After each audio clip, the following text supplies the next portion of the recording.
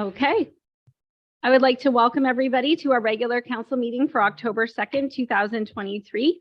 I'd like to call this meeting to order. I see that we have all members of council present. We acknowledge that this land is the traditional territory of the Three Fires Confederacy of the First Nations, comprised of the Ojibwe, the Ottawa, and the Potawatomi peoples, and of the Huron-Wendat peoples. We value the significant historical and contemporary contributions of local and regional First Nations and of all the original peoples of Turtle Island who have been living and working on the land from time immemorial. Please stand for our national anthem.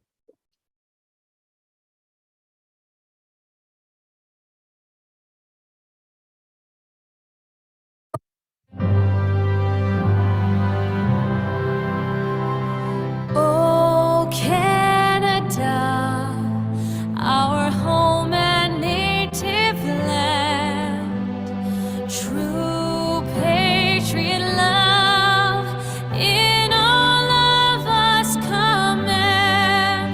Car ton bras s'est porté l'épée, il s'est porté la croix. Ton histoire est une épopée des plus brillants exploits.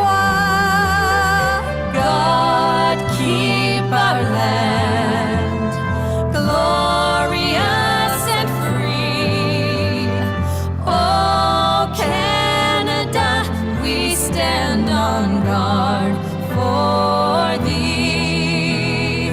Oh, Canada, we stand on guard for thee.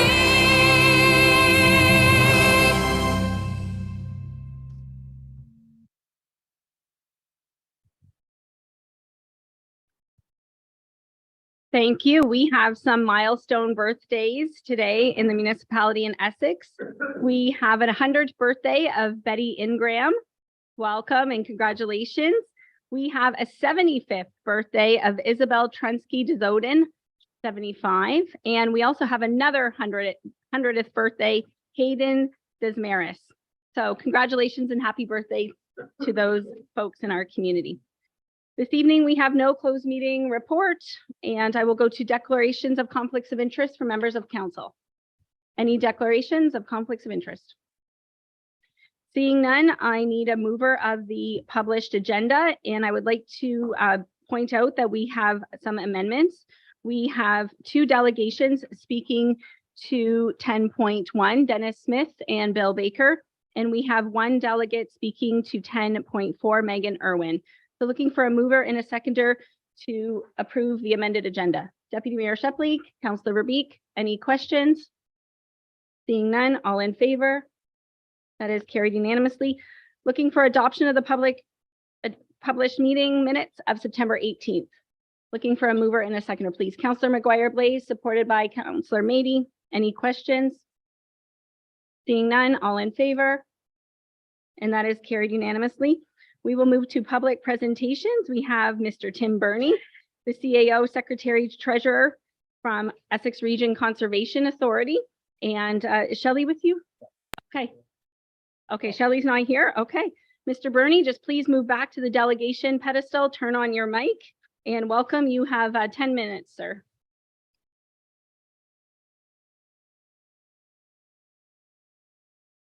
Thank you, Your Worship, Council, staff, and ratepayers. I'm appearing in front of you this evening. We are making the rounds to all of our member municipalities again to forge ahead with responding to Bill 23. Bill 108, enacted in 2020, set into motion conservation authorities throughout the province having to realign programs and initiatives.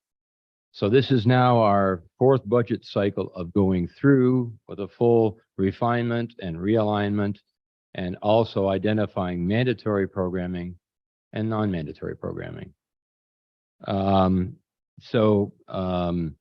Administration within council should be familiar at this point in time what's identified as mandatory and what's identified as non-mandatory.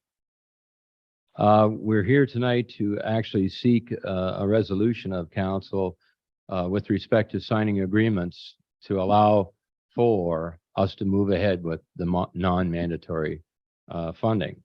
The non-mandatory funding is essentially monies being put aside for at-risk properties, agricultural stewardship programming, tree planting on properties other than those owned by Conservation Authority, the JR Park Homestead, Holiday Beach, education programming, essentially all the nice things that we do in the community.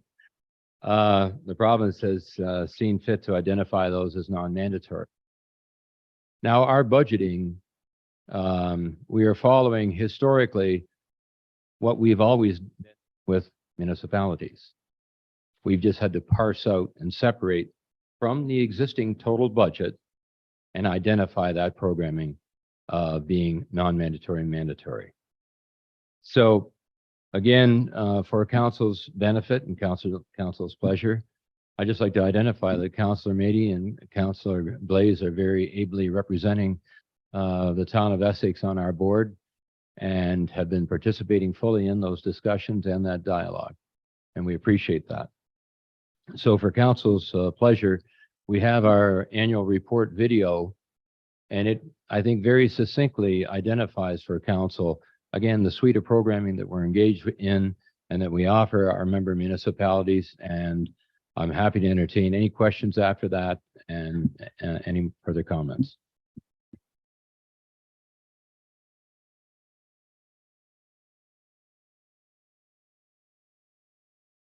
World can be anything I want it to be.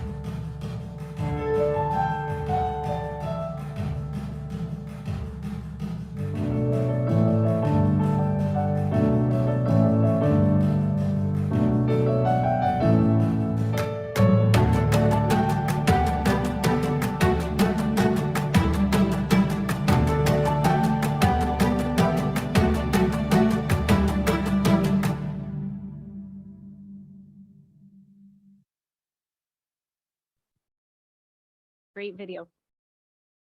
Happy to entertain any questions, any comments. CAO suite, and then I'll go to members of council. Thank you, Mayor Bondi. Thank you, Mr. Bernie. I do want council to be aware of in the bylaw, with talking with Mr. Bernie, there is a chart schedule B and it shows our proportion with the mandatory and non-mandatory. Basically, that doesn't change what our cost has been over the past years. One thing though, as you can see, this is dispersed between all the other Windsor Essex municipalities. I think we're the first municipality you've come to. Second. Second.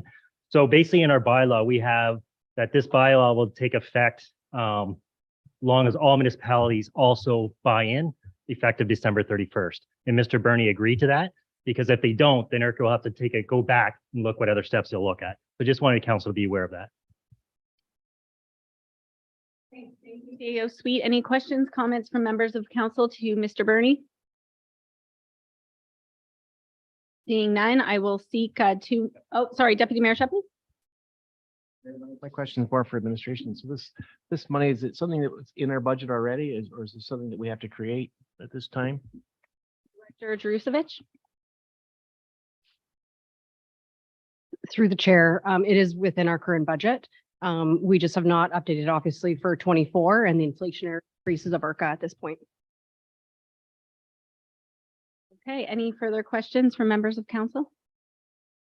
Seeing none, I will look for two motions. The first motion that the delegation from the Essex Region Conservation Authority be received. I need a mover and a seconder for that, please. Deputy Mayor Shepley, supported by Councillor Hammond. Any questions on that motion? Seeing none, all in favor? That is carried unanimously. And the second motion, that bylaw 2278 being a bylaw entering into a cost apportionating agreement between the town of Essex and Essex Region Conservation be read a first, second, and third time finally passed today. Needing a mover and a seconder, Councillor Guerin and Councillor Mady. Any questions on that motion? Seeing none, all in favor? And that is carried as well. Okay, thank you for coming. Did well for time. I received my orders and I follow my orders. Thank you very much, worship, staff, and council. Thank you. Okay, moving on, we will go to reports from our administration. We have development services report. We will go to our planning team, Mr. Bohr, Ms. Chadwick, and then we will go to delegation Dennis Smith and delegation Bill Baker, and then questions and comments from council. So Director Chadwick. Thank you, Mayor Bondi, and good evening, council. The purpose of this report is to provide council with a status update of short-term rental unit licenses that have been issued to date, bylaw enforcement matters, the current zoning bylaw regulations, and also to provide recommendations on possible bylaw amendments should council wish to direct administration to do so. STRUs, which is the acronym for short-term rental units, provide an important and unique service to the local tourism economy by providing an alternate form of accommodation options for vacation goers. Since STRUs are often found in residential neighborhoods, the town has adopted a system of zoning regulations and licensing to ensure STRUs and their operators are complying with municipal bylaws and that the character of the neighborhood is maintained. The STRU licensing system has also allowed us to obtain information on where STRs are located in the town and how many licenses we've actually issued, which is why we're here today. So council directed us to bring forward a 1-year update on those licensed STRs now that the land use has been established since May 2022. And now that we have a licensing system that's allowed us to actually identify how many STRs are located in the town and where. So again, this is an information report to council as directed to do so. And it could be a means and step towards public consultation should council direct us to do so.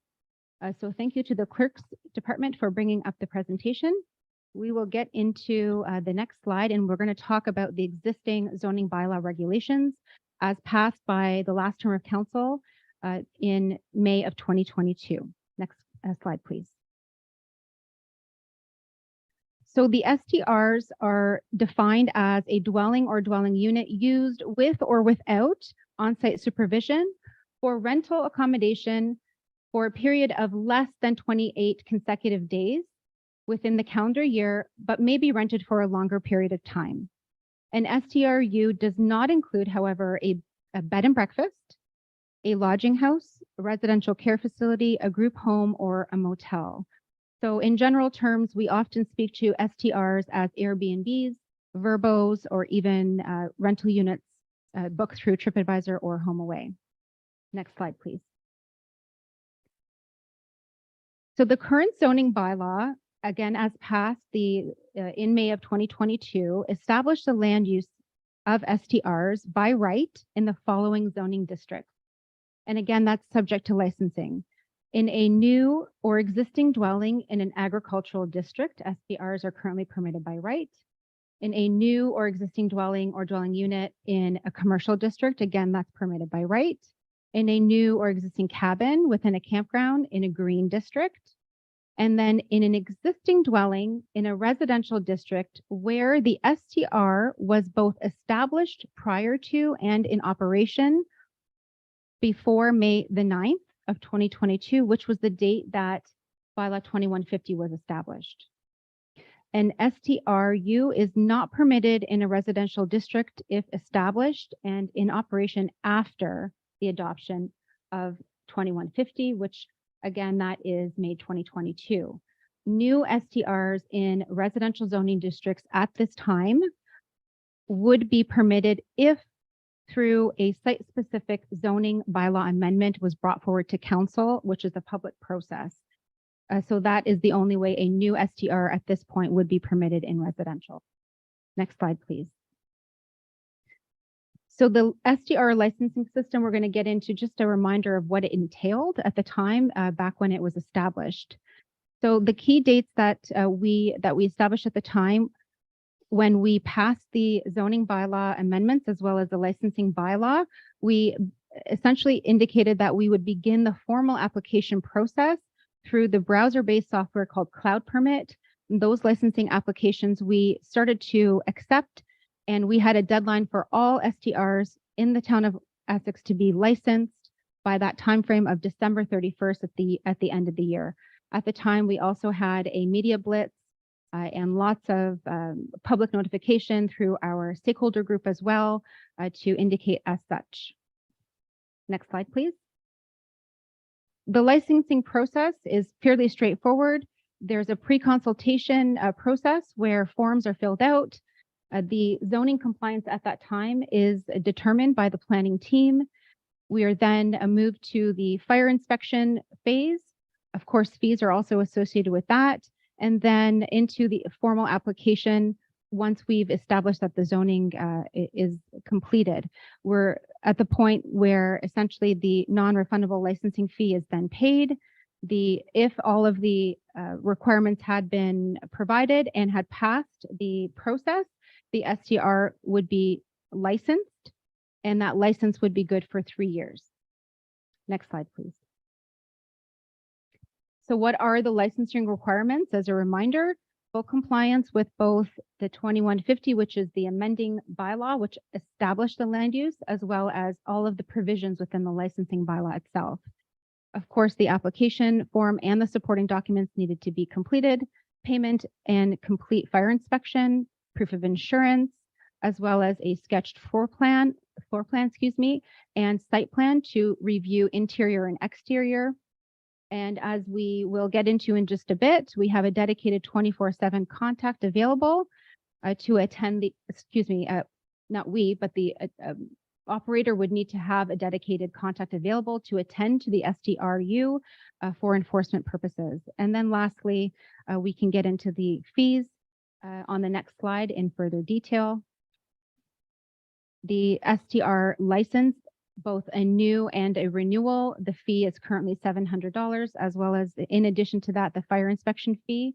And there's also a fee to file an appeal to the appeals committee should anyone choose to appeal a demerit point or administrative penalty. Next slide, please. So generally speaking, some of the regulations that our operators are faced with, they are prohibited from operating or advertising an STRU without holding a valid license from the municipality. And a local contact as indicated must be available to respond to or attend the STRU within 1 hour from the point of contact. So there always has to be someone available. We also require that the renter's code of conduct is received and signed, and that with the establishment of an STR, that they showcase on the site plan, there is a minimum of 1 on-site parking space and 1 additional space for each 2 beds. So if okay with you, Madam Mayor, we're going to move into the next slide, which then brings us into the enforcement piece. Our manager of bylaw enforcement and chief building official, Kevin Carter, is here tonight to walk us through some of the enforcement tools that we have. Thank you. Yes, through you, your worship, I'm going to go through our enforcement tools that are in our toolbox, and I'll give some examples of each. So the first one is our demerit point system, which can be tallied through Provincial Offences Act, which is, if you get it, it's a ticket. So owner of a short-term rental, if we were to issue a ticket, they could go in front of a provincial judge and argue their matter before them. With every charge, and I'll give you an example, a local contact does not respond or attend within 1 hour pursuant to an STR licensing bylaw infraction. Meaning every owner or agent of an STR, we have an operator or a call comes in through the OPP or our bylaw officers, we'll try and get a hold of the owners. They have to be reachable within that 1 hour to get their clients under control, or upon failure of that, it's a point system. The point system will remain in effect for 2 years from the date they were assessed. The purpose of that is, say for an example, an owner of a short-term rental, they're 2.5 years in, and they have 4 points allocated towards their short-term rental. The third year, every 3 years, you have to renew your license. We don't want them to feel that their point system goes to 0. So the points follow every 2 years. Every third year, you have to renew your license. So if you have 4 points in that half year, you go to renew your license, you're back to 0. That's not the case. It's a revolving 2-year penalty system. A license will be suspended for 6 months if the total of all demerit points in effect for the premises reaches 7 demerit points. A license will be revoked if the total of all demerit points in effect for a premises reaches 15 points. Next slide, please. The next tool in our toolbox is administrative penalties. An example of that is advertising a short-term rental unit without a license. It's a stiff fine. It's $1,500. We have an appeals committee that you have a right to appeal that.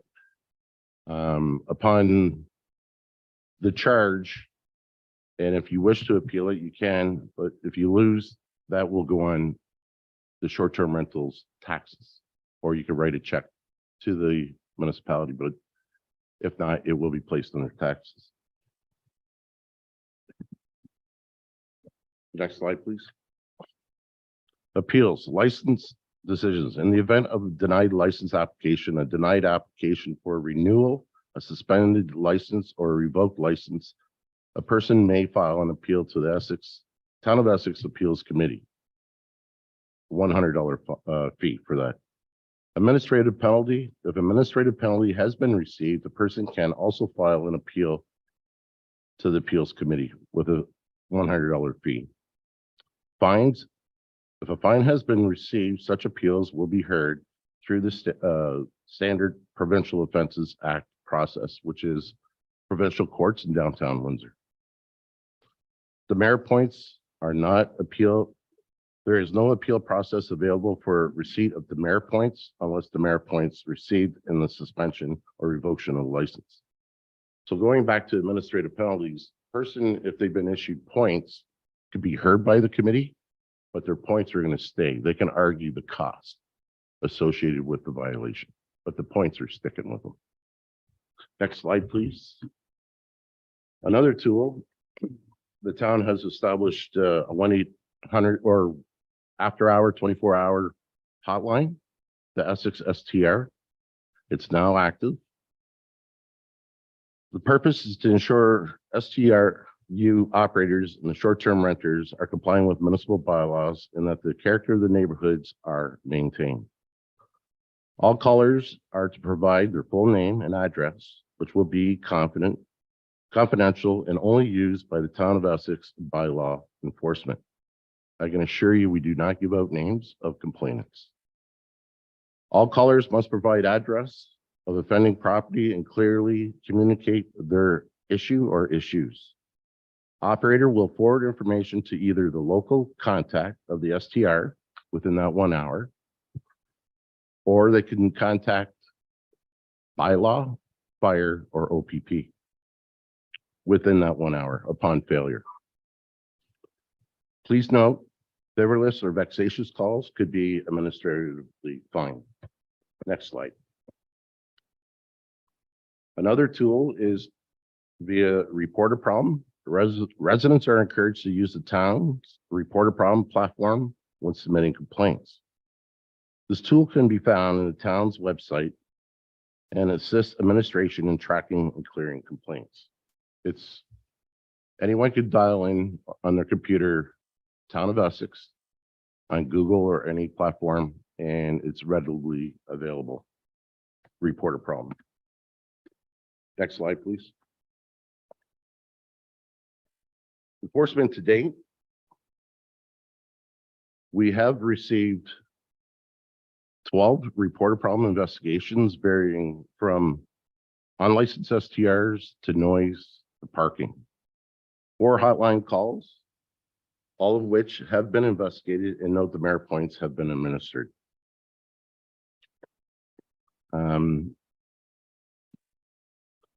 Just as a note, we, the town, have retained 2 permanent part-time bylaw enforcement officers in mid-June of this year. Flexible working weekends and evenings. If we have a holiday weekend, the probability of violations are greater, so we certainly have them scheduled and we share that schedule with the OPP. So if the OPP are overwhelmed with a more serious item, they could certainly directly contact our bylaw enforcement officers. So basically, we have more resources now to be more proactive, and we are investigating and underway to review possible unlicensed STRs. However, it will take time to complete this review. That's about it. I'll pass it on to Rita. And through you, Ms. Mayor. Next slide, please. In the next series of slides, we will be reviewing a snapshot of licenses issued to date and their location within the municipality. These statistics are retrieved directly from Cloud Permit, the software that property owners and administration uses to submit, review, and issue SDR licenses. So in this slide, we have indicated that to date, there are 76 licenses issued for short-term rental units in the town of Essex.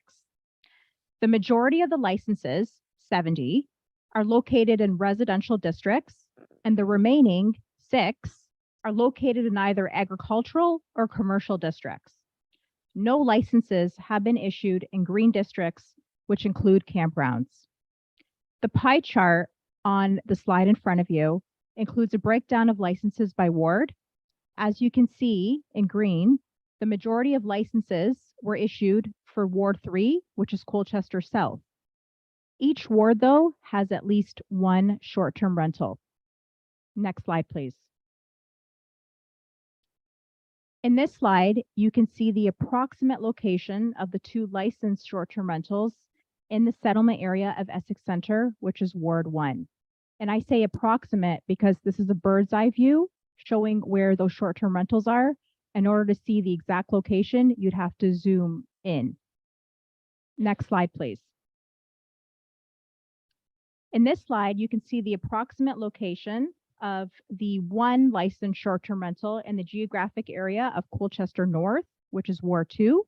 It's located to the east, more towards the Arner town line, and it's likely in an agricultural area. Next slide, please. In this slide, you can see the approximate location of the one licensed short-term rental in the geographic area of Harrow, the settlement area of Harrow, which is Ward 4. Sorry, that should be 3 licensed short-term rentals. And in the next slide, this is Colchester South. So this is where the majority of short-term rentals are. You can see the approximate location of the 70 licensed short-term rentals in that ward. Now it says 72 on the slide, but that's an error. It should be 70. Now, Colchester South geographically is quite expansive. It includes the hamlet of Colchester and the Lakeshore residential districts towards Kingsville and the Lakeshore residential district towards Amherstburg. So in the next series of slides, we're going to break down the number of short-term rentals in just the hamlet and in the Lakeshore East district and in the Lakeshore West district. Next slide, please. In this slide, we provide a snapshot of the concentration of short-term rentals in the hamlet of Colchester only. So in this area, we have 28 licenses for short-term rentals. You will note that the majority of short-term rentals in Colchester Hamlet are actually located within the Clees Beach residential district. And that's the area where you see a pin that says 12.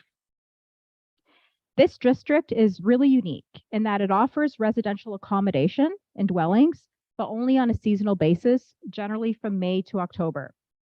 The saturation in this area of short-term rentals is likely owing to the uniqueness of the zoning. And the next slide, please. You can see the approximate location of short-term rentals along the Lakeshore West residential district towards our border with Amherstburg. There's 20. Most of the short-term rentals here are located south of County Road 50 West, which means they're located in primarily residential districts because residential is the only land use south of County Road 50 going west towards Amherstburg. Next slide, please. And on this slide, you can see the approximate locations of short-term rentals along the Lakeshore East residential district towards our border with Kingsville. In this area, south of County Road 50, you have a lot of residential neighborhoods that are designated for residential purposes. But unlike the west side, you do have some pockets of agricultural districts as well. Next slide, please. And at this point, I'm going to turn it over to Director Chadwick.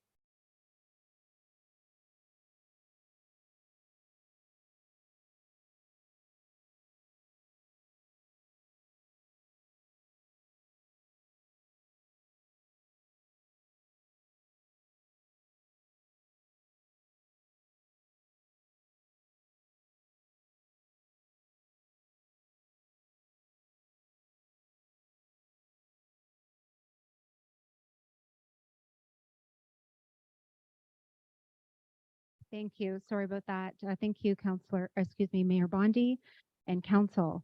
We are going to recap the existing regulations, and we're going to run through the proposed recommendations, and Council can make a decision on whether to direct us to open up the public input for zoning bylaw amendment. So again, new STRs are permitted by right in agricultural, commercial, and green zoning districts. Existing STRs at the time prior to and operating before May 9th in residential, May 9th, 2022 in residential districts are permitted by right. And again, new STRs in residential zoning districts established after May 9th, 2022 would require approval of a site-specific zoning by council. So to recap, 76 licenses have been issued to date. And again, the majority in Ward 3, comprised of Colchester Hamlet, as well as the Lakeshore Residential East and West. Next slide, please. So council has a few options before you. So again, this report was to inform you of where we are today. You may choose to maintain the existing zoning regulations as they are, which was described in the recap prior in that slide before. You may also choose to amend the zoning bylaw to permit new STRs in all residential zoning districts.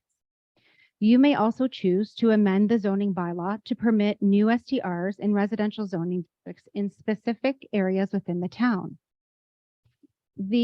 Essentially, the world is yours to make that decision. We provide you the information. What we're asking you tonight is to allow us to explore potential revisions based on some recommendations that we're going to provide you with this evening.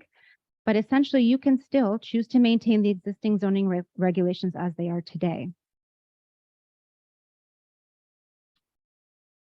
Thank you. Next slide, please. So our recommendation is to proceed with a zoning bylaw amendment to allow new STRs in certain areas of the town of Essex.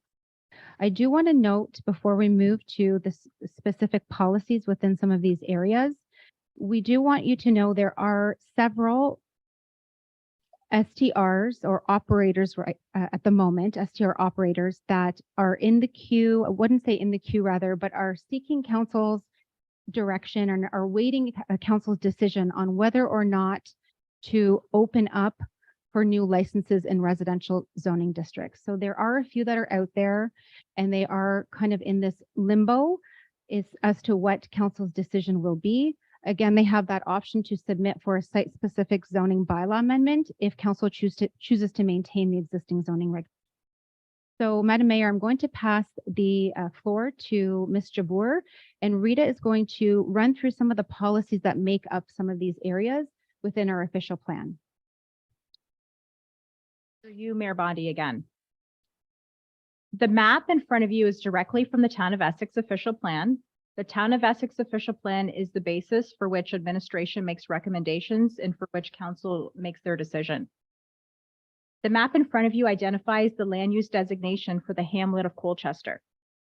The extents of the hamlet of Colchester are identified on the map. Anything in white is outside of the hamlet. So the hamlet doesn't include the Lakeshore Residential District west or east of Colchester proper. The area in red is considered the Main Street area. The area in yellow is the residential area, and the area in green is the waterfront area comprising of the harbor. The land use designations are currently under review as part of our new official plan project and may change in the future, but these are the land use conditions as existing that we must base our recommendations and decisions on. The Colchester Hamlet is one of the areas that administration would like to review through a zoning bylaw amendment to determine feasibility to accommodate more short-term rental units, specifically along the Main Street area, that area identified in red. Next slide, please. So the reason for this is because the hamlet of Colchester is identified in the official plan as the primary recreational and tourist destination for the town of Essex. And it also is identified as the service center for all the surrounding lakeshore residential districts and the agricultural areas in Colchester South. The Colchester Hamlet is subject to a secondary plan, which means it has special policies applicable to it that are above and beyond policies in the Town of Essex official plan. And these policies are built to support these tourism and recreation objectives. If we flip back to the previous slide, the Main Street area, which is that area in red, is already designated in the official plan to permit roofed accommodations for tourists, including hotels, motels, inns, and alternative forms of accommodations for tourists, which could include short-term rentals. However, the zoning bylaw schedules, so the schedules that actually dictate what you can use your property for, are not consistent with these official plan maps. So a lot of the area that you see in red on the main street is actually zoned and developed for residential purposes, which limits the ability of property owners to use their lands for the intended purpose without a zoning bylaw amendment. Next slide, please. And we're going to flip to the next slide as well. The area of McGregor is the area identified in red. And again, these are official plan schedules. It's another area that administration would like to review through a zoning bylaw amendment to determine feasibility to accommodate more short-term rentals. Next slide, please. And the reason for this is because McGregor, being a secondary settlement area, has no lands that are zoned to accommodate tourist accommodations. As a secondary settlement area, it is also geographically separated from the primary service areas of Essex Centre and Harrow, where tourist accommodations are permitted. Our licensing exercise has revealed that there's no short-term rental units in the area of McGregor and that there's limited tourist destinations. So if we do a risk analysis, the risk of saturation of SDRs is predicted to be low in McGregor. Next slide, please. The area identified on the map, again from the official plan, is the estate residential area. And that's the area that's identified with color. The estate residential area is a very unique area within the municipality. It's a residential district technically, but the minimum lot area here is 10 acres. And agricultural types of uses, such as horse farms, are permitted here, unlike in traditional residential districts. Next slide, please. The reason why administration would like to consider investigating short-term rental units in the estate residential designation is because it shares similarities with the agricultural district. The land uses in this official plan designation include agricultural uses, particularly horse farms, but new SDRs are restricted because it's still technically a residential district. And again, no licensed short-term rentals exist in the estate residential designation. If we do a risk analysis, the potential for short-term rental saturation in the estate residential is likely to be low. Next slide, please. And at this point, Mayor Bondi, we will turn it over to questions and discussions. To our first delegate, Mr. Smith, if you want to go back there and turn on the mic, and then after you, we'll go to Bill Baker. 5. Okay, Dennis, you have 5 minutes.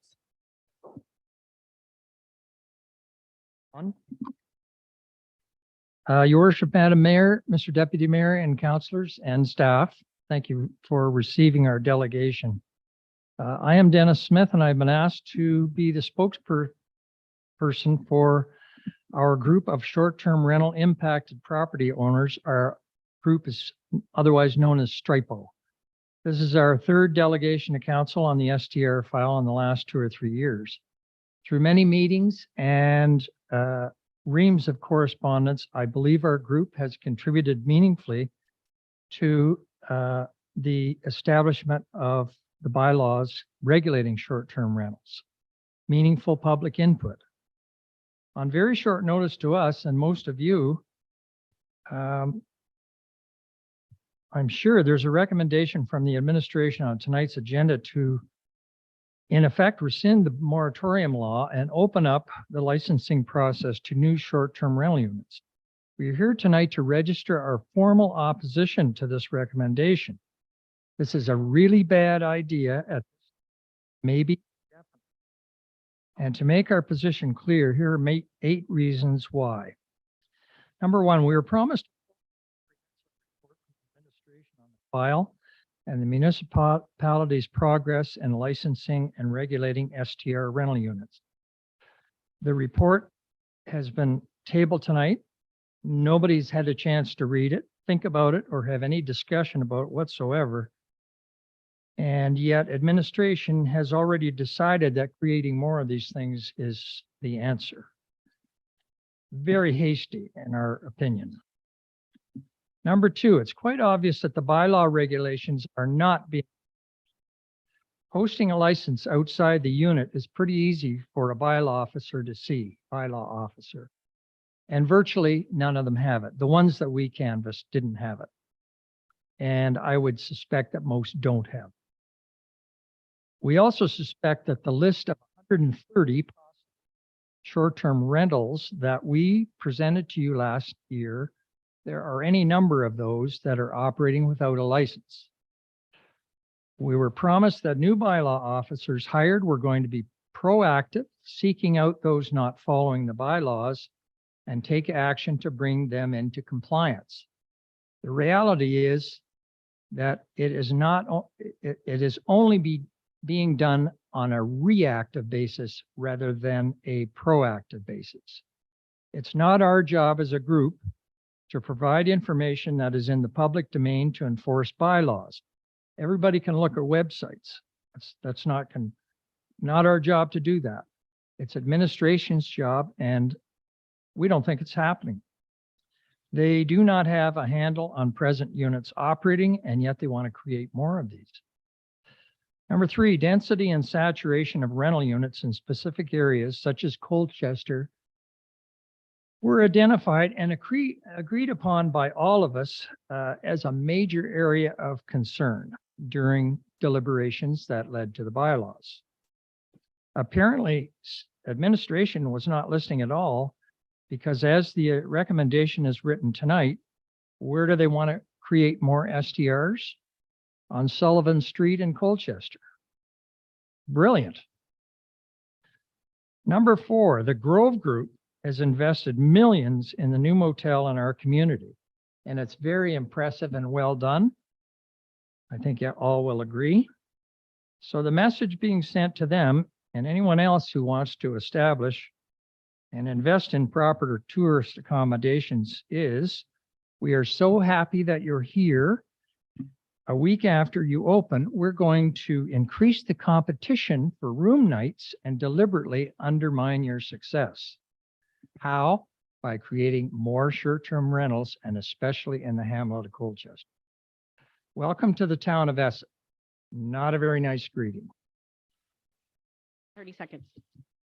And speaking of room nights, since COVID, the occupancy rate for short-term rentals has crashed 40 or 50%, probably in some cases. The demand party is over. There's lots of supply. Number 6, every short-term rental creates a house off the market for families to buy or rent long-term in this community. So what you are trading off is a rental unit that is 50% vacant of the 50% vacant of the time, rather than a house for a young family or retiree to move into. This is a ridiculous financial trade-off for the town. And if for second opinion, you can just ask the Sanford grocery store owner. Rather than focus on affordable housing and increasing overall housing opportunity. Dennis, just going to ask you to just wrap it up in a few seconds there, please. Okay. Administration is not only recommending more STR creation, but actually doing it.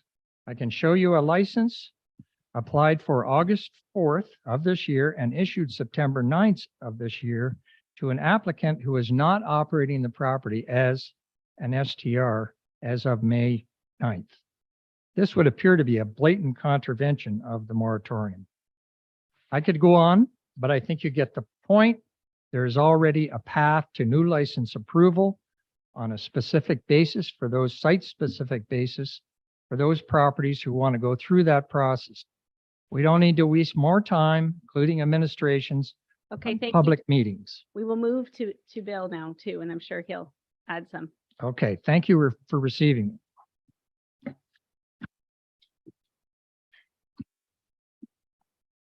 Bill, just go back there to the delegation and turn on the mic. Thank you. I won't take that long. Thank you. Thank you, Your Worship, Council and Administration, for allowing me to speak to this report tonight. Primarily, much of what I'm going to say was already developed or presented by Mr. Smith. I'm just going to speak to the fact that I'm looking at this as a previous council during my term. I certainly was in favor of tourism and economic development, and at the time, majority of council was as well. But it was, and I believe it was based on focused and measured development. And that's something that this report needs to actually include in terms of looking at the growth of this. When we talk about planned and measured growth, we have to take a look at past 12 years, 13 years, which was really the focus is. And I think council today and even the council today realizes that the growth of this, our area is significant and it's coming to us, right? But we don't want it to come to us like a locomotive without stops. And that is what's happening right now. When we talk about planned growth, we have planned growth of the viticulture and agricultural tourism area. That started the sector, all right?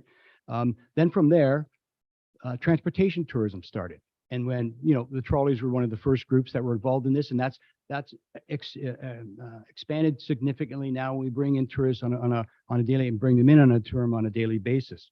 Then Seawalks was developed. So this is another cascade of development for the area, which we had cycling, transportation. It's all building on what is supposed to happen. Then we had the Colchester Hamlet secondary official plan, which is starting to develop quite nicely. The development of the beach, which was a great progression to this whole area. Then there's glamping, which was the short-term rental bylaw, which was in place, and now accommodations. So we need to look at this focus when we're looking at the new, and it has to be measured growth. So my understanding and my opinion on this would be that we should remain on existing.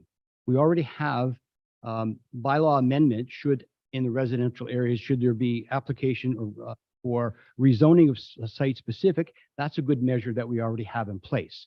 That allows somebody to really think about this business plan, spend the dollars, do the research, and certainly get support prior to coming for that. That's what we need to look at right now. So we also need to look at the development we have in place, supply chain that has been developed. I'll use two examples, and it's already been suggested. The Grove, La Guavina. Those two aspects here are accommodations that are focused. We need to have time to let this supply chain develop. So we need to certainly look at this. And they're drawing on, we have to draw on the collaboration that they are for investment. When we take a look at this, the success of this brings in collaborative investment, which provides employment, which provides, controlled refuge and recycling, which also provides tax support. That's certainly very important. I think before moving forward, the plan or recommendation should include two areas. Let's do a measure on the current stock of inventory we have. Let's get a full report on how they're doing, what their capacity levels are in terms of the accommodations, of the statistics for the code of conduct that we have. That's been put in place to measure this. And you've raised the bar, the benchmark in this municipality throughout the province, one of the first here. Let's now come back and look at how it's working before we jump into the next level. And I will speak specifically to Colchester Hamlet area itself and the residential area along the beach. We need to look at the focus of this and measure before we move forward. The second part of this is we need to obviously, and I know there's plans in place, which is great to see that additional bylaw enforcement officers have been put in place. We need to look at the proliferation, I will say proliferation of non-licensed that are out there. I'll give you a perfect example personally with the family. We have a family member next door, an individual just currently bought on a beach on the west side of the West Hamlet, of the Hamlet, and bought it, specifically said, I bought this house from Windsor for investment later on in retirement as a strategy, but yet turning up that every single weekend, the last 6 weekends, has had people staying. Oh, they're friends, they're family, a lot of friends and family, and 30 seconds. and good. And that's really all I'm saying. I would like to see in future, for consideration of this report, more comparisons from other like tourist areas and more hamlets, and more supporting impact, whether it's negative or positive, for recommending amendments to this zoning. Thank you.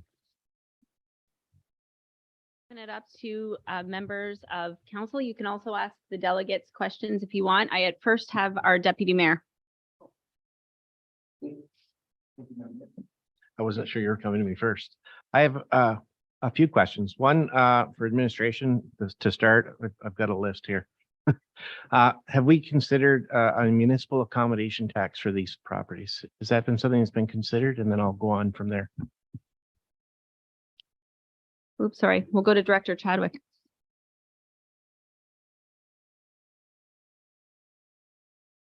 Through the chair.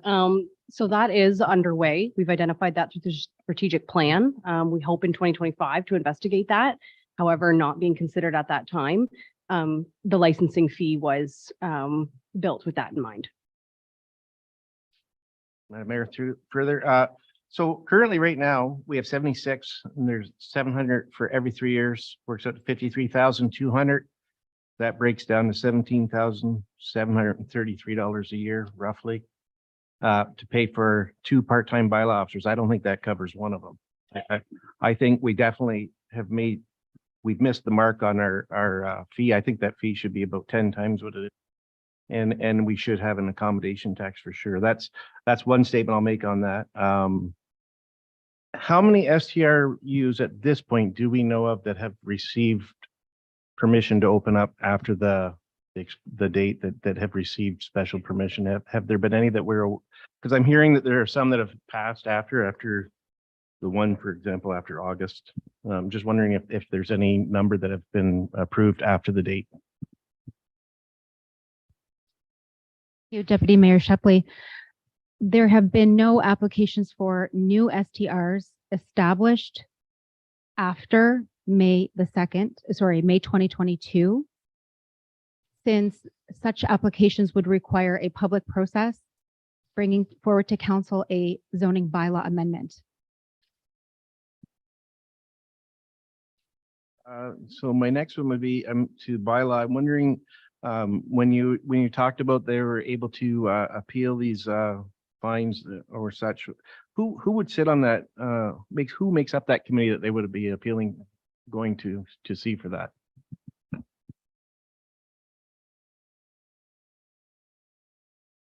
Our clerk, Mr. Malandroukolo.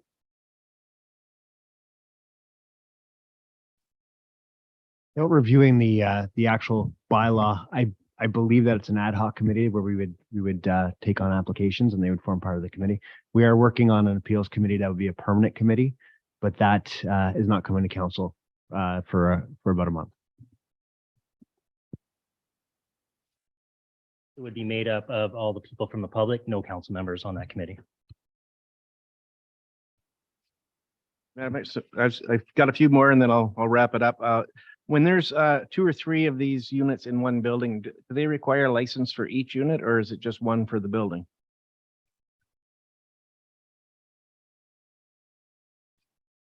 Mayor Bondi, Deputy Mayor, do you mean 3 STRs in one building? From a zoning perspective, I don't believe that they're permitted under a zoning bylaw regulation, but let's see to Ms. Jabour. Rondi, we only allow one short-term rental in a dwelling. And then in closing, I have 2 more or 3 more actually. Do we know how many, do we have an idea, does administration have an idea of how many are operating currently without a license is there any that we're aware of, or is it just rumored through the community? Do we have a number? Is there any feedback on that at all? Thank you once again, Deputy Mayor Shepley. We have discovered several that could be operating without a license. And as indicated earlier through our manager of bylaw enforcement, Mr. Carter, we are investigating and proactively investigating these addresses without naming addresses, without identifying a specific number. We are aware of several that we are investigating. And again, thanks to council's direction to approve the permanent part-time bylaw officers since this past June when they were hired, we now have the capacity and resources to be doing so and being more proactive with that review. Finally, the only 2 areas for me at this point that I would even be really willing to look at, like I do like the idea of the estate STRUs. I think that could be something unique because especially on those large acre parcels, it would be less intrusive to the neighbors and probably more controlled. So I would be interested in looking at that. Maybe that would be one of the few and possibly McGregor, even though I might get clubbed by my counselor sitting next to me. That might be an area just because there's none there. And I think maybe there might be a use for it there as long as it was well governed. Thank you. That's where I'm at. Thanks. Mayor Shepley, I have Councillor Mady, then Councillor Verbeek, and then Councillor McGuire Blaze. Thank you, and through you, Madam Mayor. The bylaw states that there should be a sign displayed out front of the short-term rental units, and it sounds like that might not be happening. Do we know if those signs are placed out front so that the public can easily see them?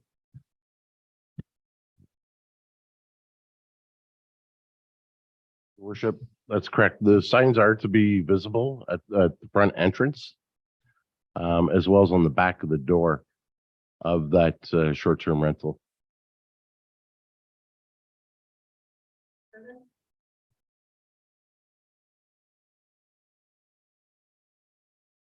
Further, Counselor Meady? Yeah, sorry, Madam Mayor. I was just double checking the way, because I remember the intent of that.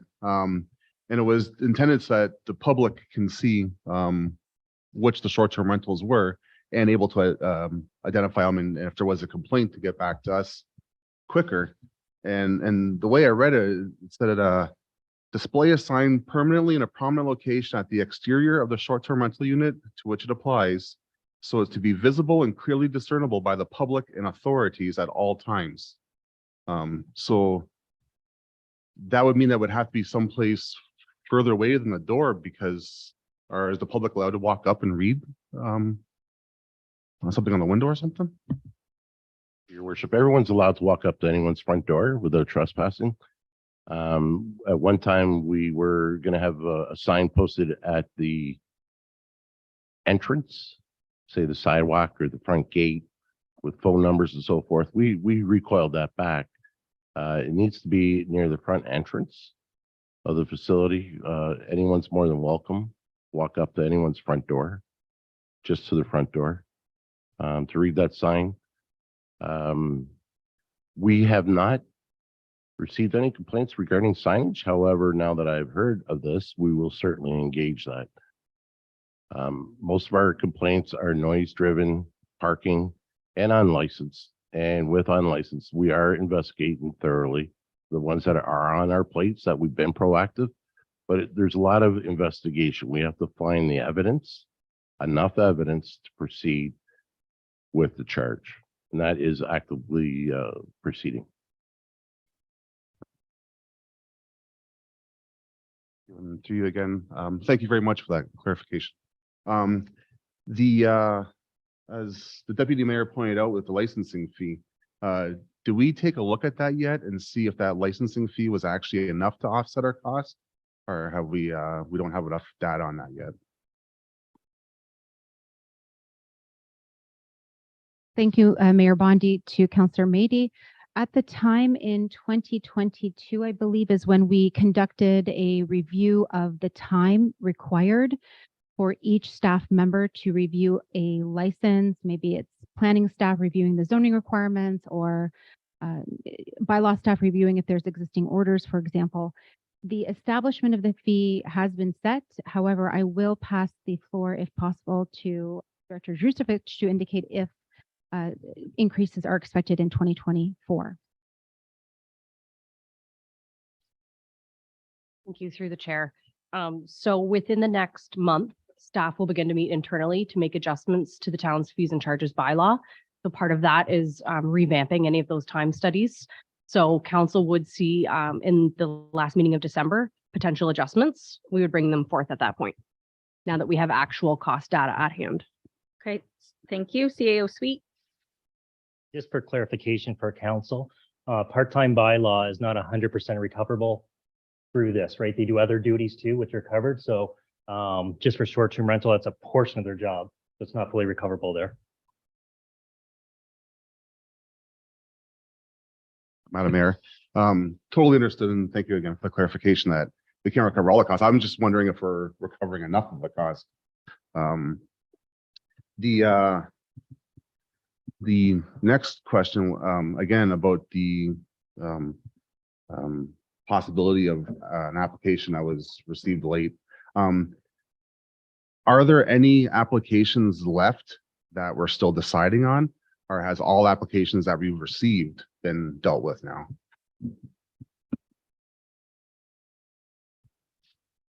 To Mayor Bondi, to Councillor Meady. I may actually pass this to Director Malandrucolo.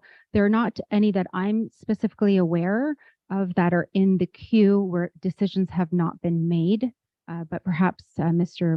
Malandrucolo might be aware. Any at this time, but it's something I can take away and bring back to you. Councillor Maney? Thank you, Madam Mayor. This is just gonna be more of a comment now.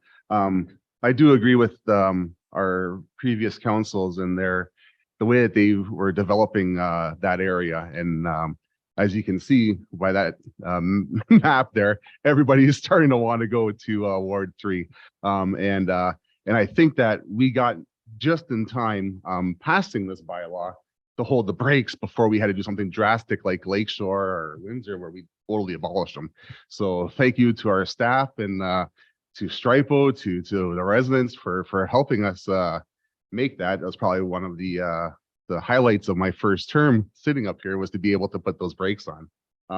And knowing that our original council was trying to promote the agri-tourism, the viticulture, and that these short-term rentals were expected to be going to the viticulture. But as far as I know right now, only one of them has actually been able to establish a short-term rental property. I would like to give them more time to be able to develop it there.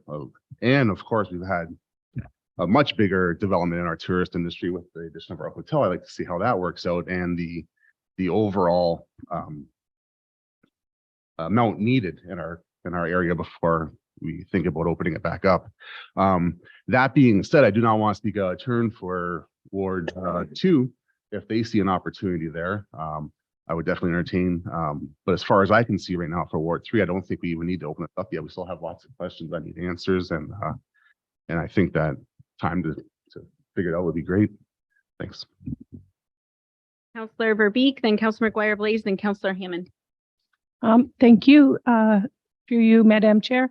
First, I have a question, and I guess it would be for Director Chadwick or Mr. Carter about the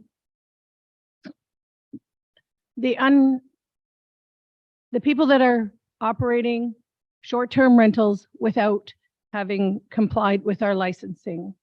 So many of us councillors have been hearing about this for a while prior to this coming up. I'm just wondering, I know it's not their job, it's not the community's place to have to, but would it be beneficial if the people that live there and have these operating illegally near them, would it be beneficial for them to start hitting up the reporter problem, hitting up the after hours number to let you guys know that they're operating under the wire? That was just my first question. And then, as always, when we're going to go to a vote on something important, I've made a bunch of notes to share with my fellow councillors.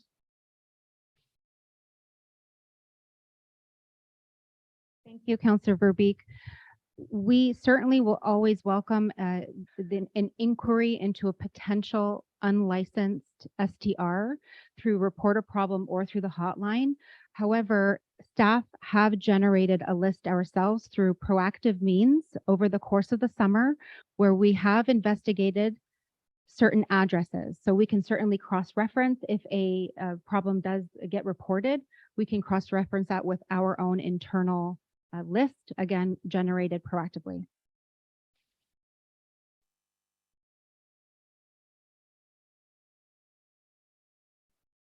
Would be really beneficial, right? They'd just be supporting the work you're doing.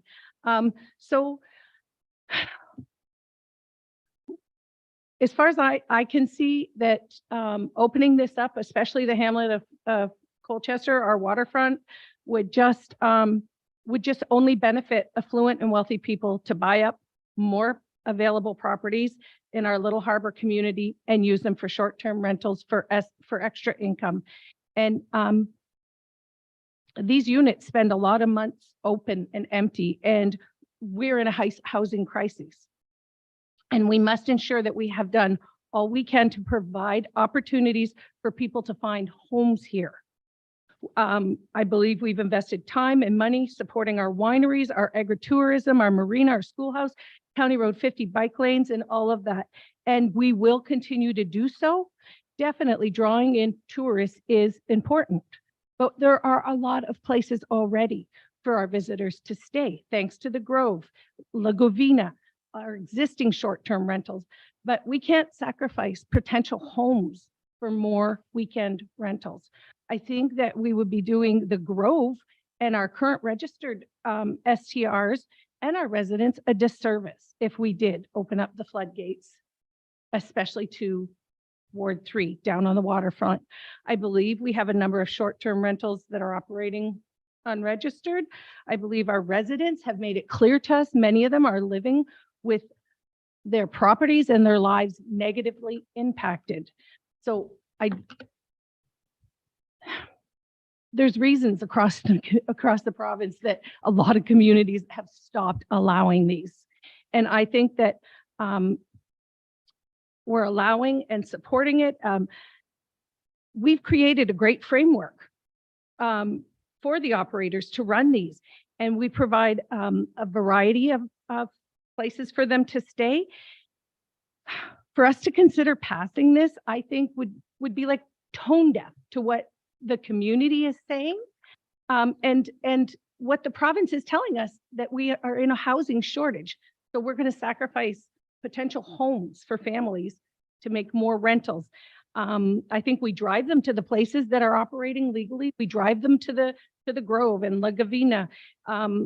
I would go so far as to say we put a moratorium, especially on the waterfront, for at least 3 years before we allow any more short-term rentals to register. I think at least putting a moratorium down there is only going to affect the renters. It's not going to lessen. We have a lot of short-term rentals. We have the motel. I think we need to continue to lead the way as we are right now with our licensing in place.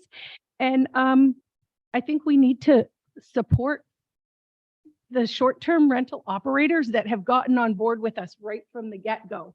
And they're doing all the things they need to do, and they're operating legally. And I think we need to support them by driving business to them.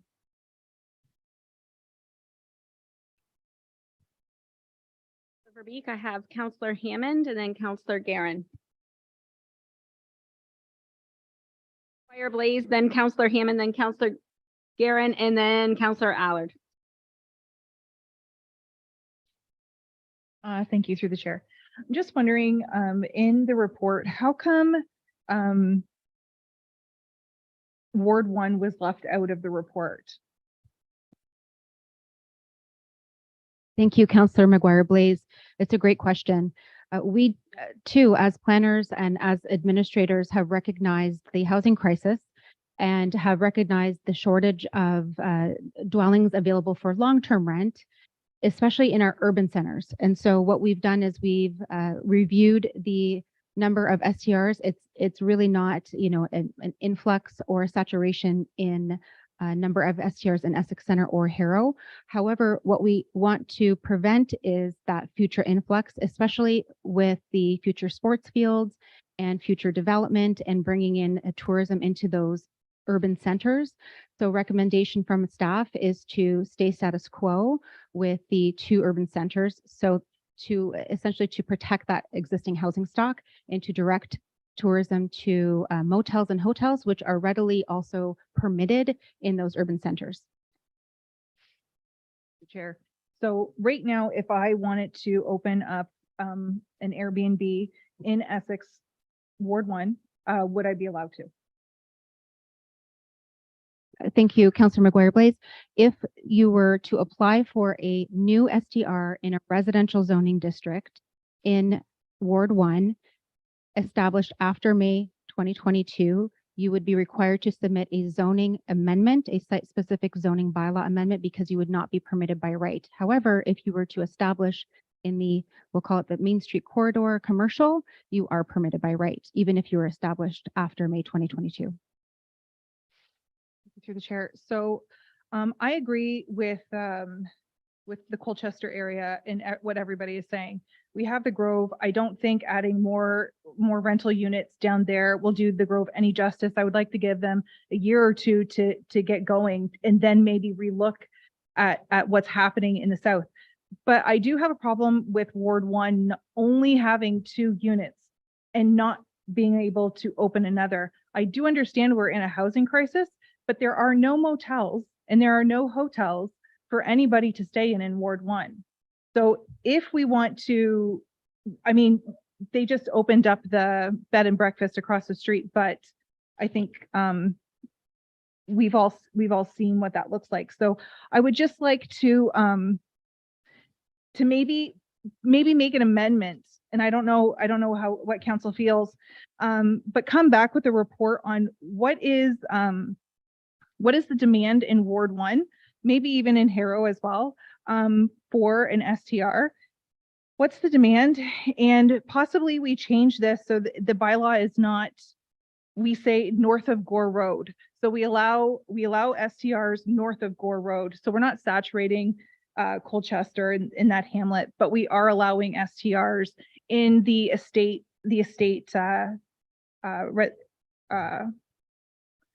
sorry, I lost the estate residential, and we're allowing STRs in at least in Ward 1, because for me, we do have the sports fields coming.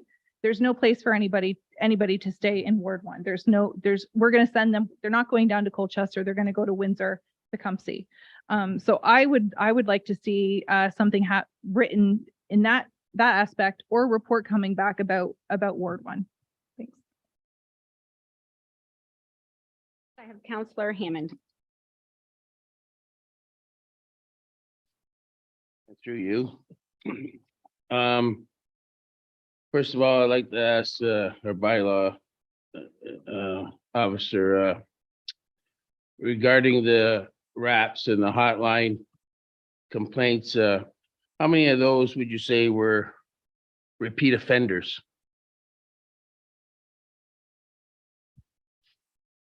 Your worship, we received only 4 hotline calls regarding short-term rentals. If I understood the question. Okay, let me rephrase the question. Of the hotline calls and the 12 RAP calls, say 16, how many were repeat offenders from the same place? I don't care if they're RAP or hotlines. Through you, your worship, report a problem, complaints. Out of the 12, the vast majority came from 3 individuals. Okay. The vast majority. Having said that, it seems to be that we got complaints coming in, but we're not doing well on the enforcement. That seems to be the area that needs to be addressed more now than looking into opening up our bylaws. I think we need to be addressing the bylaws that we got. I don't hear of any type of like these complaints are getting addressed, but they're not getting reported on properly. I don't think. I don't hear of a checklist of a bylaw enforcement officer going in to make sure that the sign's up, to make sure that there's proper parking, to make sure that there's no noise, and the council's not getting any feedback from this either. We don't know what the complaints are, and we don't know how they're being addressed. I don't think we should be, I think that's what we should be concentrating on, is the enforcement now, until we start getting our 3-year renewals coming in, because some of them aren't going to renew. You know, we got their prices. I see their prices going down. I'm assuming their accommodations are down, so I don't see the need to increase our volume. I'm all for encouraging motels and hotels, and I don't think, sure, Essex and McGregor, if they want more, I don't see a saturation problem there. But as far as Harrow, I want to stress more on the motels and the bed and breakfasts there. I don't think we need the Airbnbs, and I think we need to continue with our moratorium until we get a better handle on how this is going to shake out, because right now we're still learning. Thank you, Mayor. Right, and then our clerk has some clarification. And then we'll go to Counselor Garen. You, Mayor Bondi, just clarification, a few comments that Councillor Hammond made. Our bylaw, when they get it, as we've talked about, report of problems, respond within 3 business days at a minimum.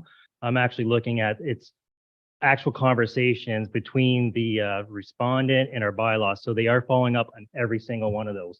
And in total, 16 is not a lot compared for this going on for a number of months. But I can let council, the public know, every response we get through the hotline or report a problem, our bylaw does follow up on that, and it is documented. To clarify my answer to Deputy Mayor Shepley's question on the appeals committee. So the appeal will be heard by the Property Standards Committee, which is composed of 3 community members appointed by council and 0 council members.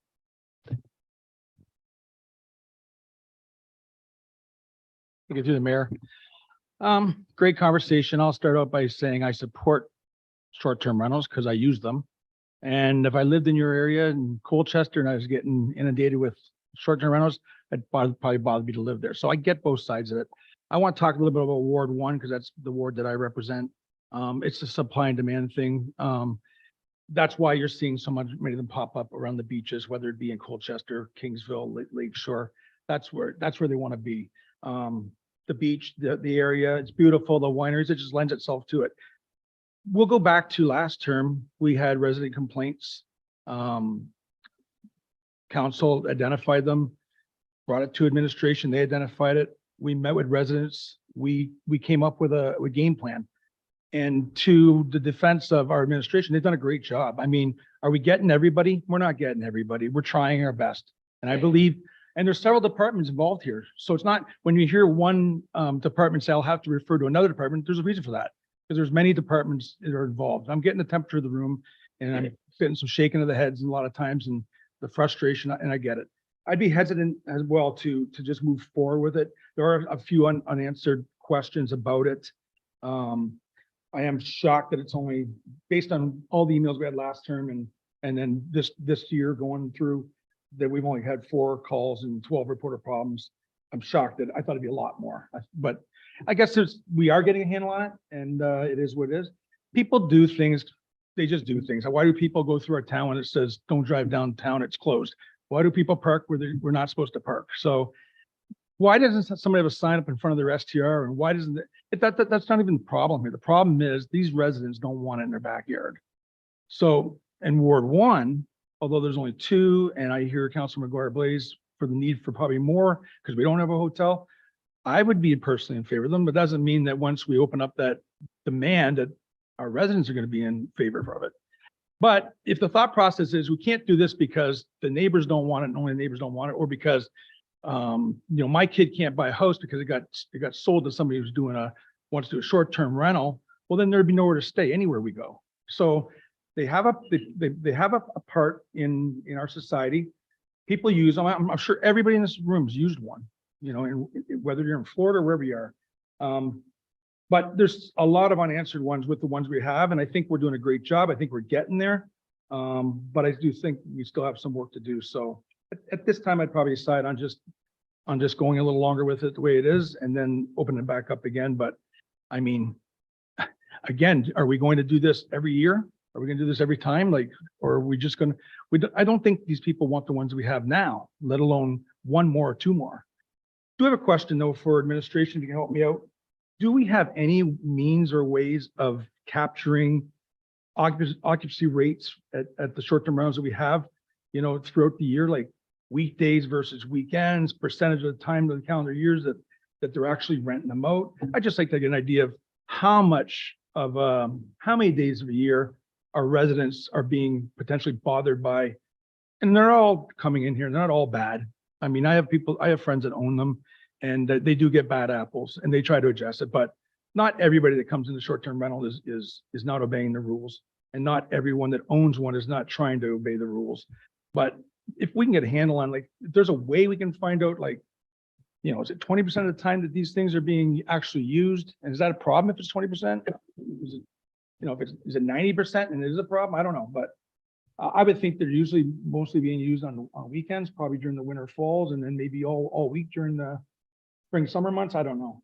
And then I had one about the tax thing, and I think we touched base on it, but technically we cannot charge them a commercial tax, right? Even though they're running a commercial business. Is that a provincial thing that I'm hearing that we can't do? Okay, yeah, so that's where I see the the Flynn Group and the Grove Motel. That's where I think they really have a concern, and I would have a concern. But that motel opened up for the same reasons that short-term rentals are opening up. They see the demand.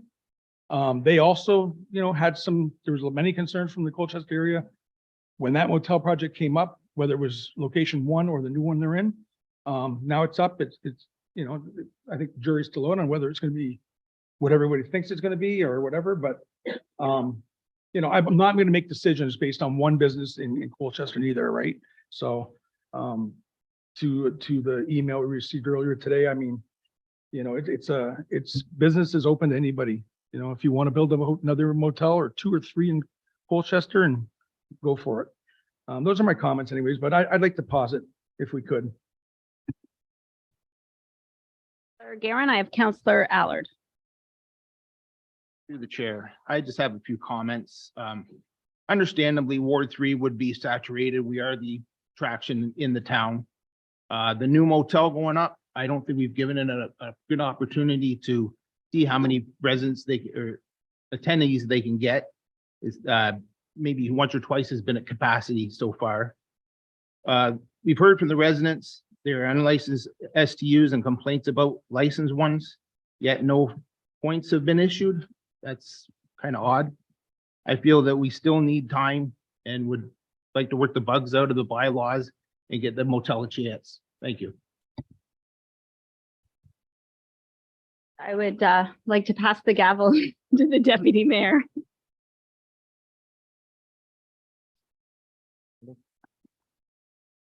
I wrote a lot of notes, so I'll try to put it all together. I would potentially could be convinced to open it up to Ward 1 specific and probably the estate residential.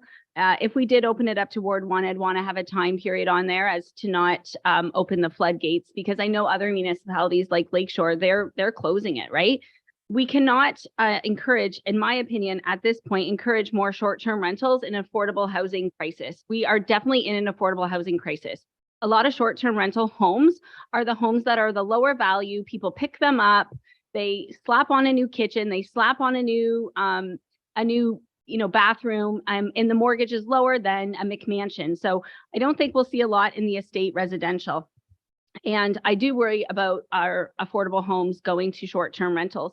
I also think it's reverse economic development, because if we are operating at 50% capacity, that's 50% of the time. There's no children in our schools, there's no people in our churches, and there's no people in our supermarkets all the time. So I really think we have enough, but I could be convinced. I understand Ward 1 doesn't have any, and I do think we have some sports tourism here, or they don't have many. I do believe that both the Grove and Laguna Vita have put in serious investments in our municipality lately, and I think it's really almost, I think it's really bad to not give the Grove a few winter seasons. We understand that Colchester changes in the winter and becomes more dormant, so they need all of the open available bookings to sustain the winter. And we've recently had a tour, and it's top notch. And, they have staff on site, they have employment, they have parking. Like, I don't have any worries. It's exactly what we wanted, and we really raised the bar. Personally, I would not like to see this up for review in Colchester until the 3-year. And then during that 3-year, I'd like to increase the licensing so that we're not paying for the licensing. I also would like, we just had on October 25th, we had a roundtable where we talked about bylaw enforcement. We talked about our bylaw enforcement being more proactive with long grass. I think we really need our bylaw enforcement to be proactive on this file, because I don't believe it should be neighbor complaining on neighbor when it comes to short-term rentals, because that just creates friction in communities. So the commercial tax, Councillor Garen touched on the commercial tax. Councillor Hammond raised early in this term a motion on short-term rentals being taxed commercially. We didn't get a lot of traction. We actually didn't even get support at the County of Essex, citing that Tourism Windsor Essex, wasn't in favor of switching short-term rentals from residential to commercial because it would push people out of the short-term rental market. So I also think that at any time anybody can turn their house into a short-term rental. They just have to go through the process. They have to prove to their neighbors and to this council that they can do it and they could do it right. So it's not like we've said no, they have to go through the zoning. We have on our agenda tonight a zoning bylaw amendment for a place on Gordon Street, and they just followed the process. So there are places. It's not like we're saying no, you just have to go through a few more steps.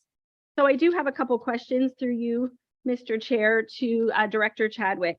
You mentioned that there's people in limbo and they're waiting, they have interest. I'm curious to where that interest is from. Is it from McGregor? Is it from the estate residential, or is it from the Colchester Hamlet?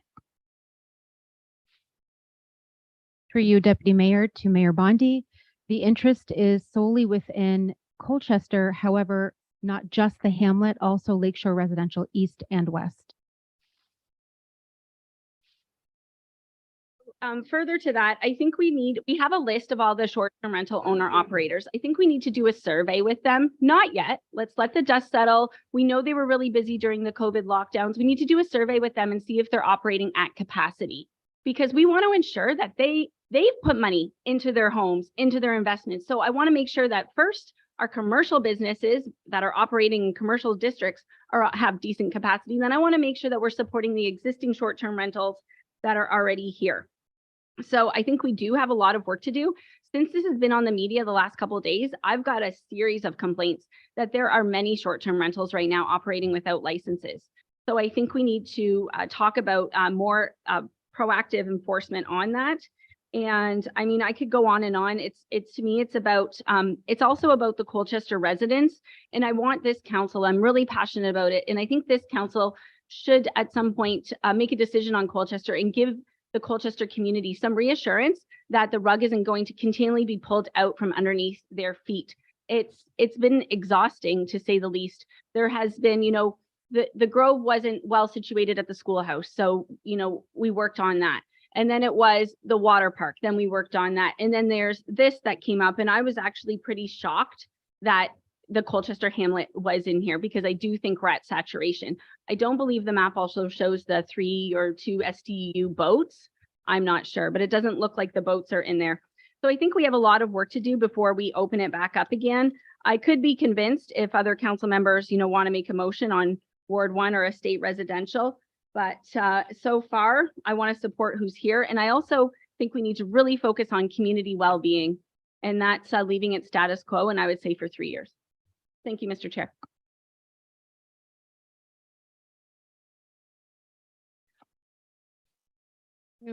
Madam Chair, I just have a question. So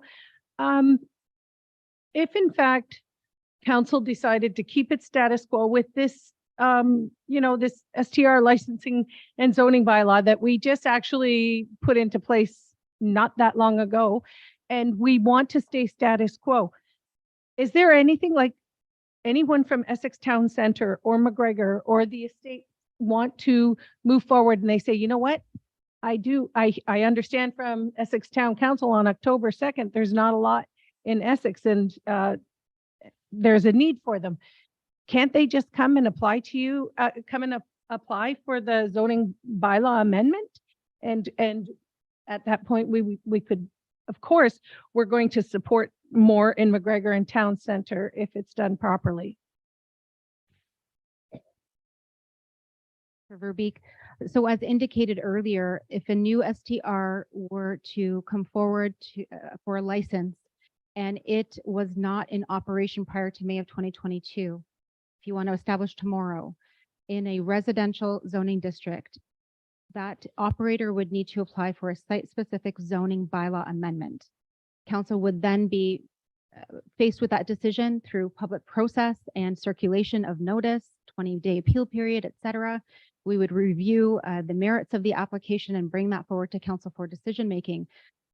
Is it a by right? No, it would not be by right, which is why we are recommending certain areas of the town that we would explore a zoning bylaw amendment to allow more by right, but only in specific areas. Again, just to reiterate, our recommendation was Main Street, the red area that you saw up on the screen in Colchester Hamlet, and then the estate residential and the McGregor area. That's because, just to clarify, in Ward 1 and Ward 2, there are several properties that are commercially zoned that support hotels and motels. There are neither in the hamlet of McGregor, and of course, limited opportunity because of the zoning in the hamlet. So in Main Street, in that area of red, that zoning doesn't jive with the Main Street designation in the secondary plan. So that's why we're recommending that they be permitted within that red, because the zoning just doesn't jive.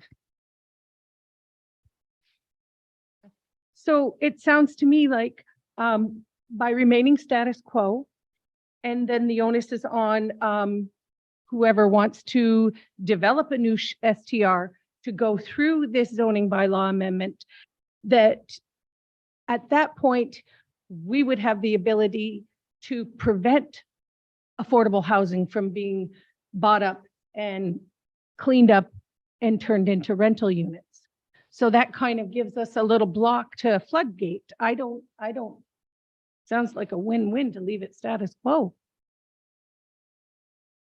Deputy Mayor Shepley, then Councillor Mady, and I will be looking to council for direction. We need to receive the report, and then I'll be looking for a motion from direction for council. Deputy Mayor? So listening to everybody, we all look at it just slightly different, but we're all kind of on the same page in a lot of areas. I am in favor of the estate one. I think that was a fantastic idea.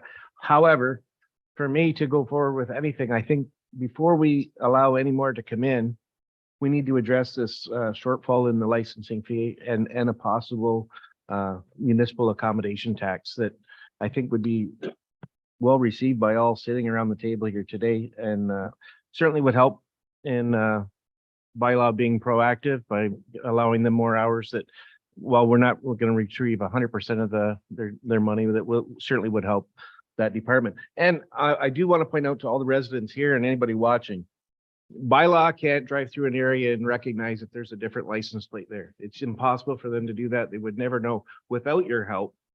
I know it's not your job, but without your help, they can't do their job. So it requires you to be on the lookout for people operating illegally, because without you, it would be darn near impossible for them to ever catch them. So I think that's very important that everybody's aware of that. All right, thank you, and that's it. Deputy Mayor, Councillor Mady? Thank you, Madam Mayor. I'm going to say this as gently as I can.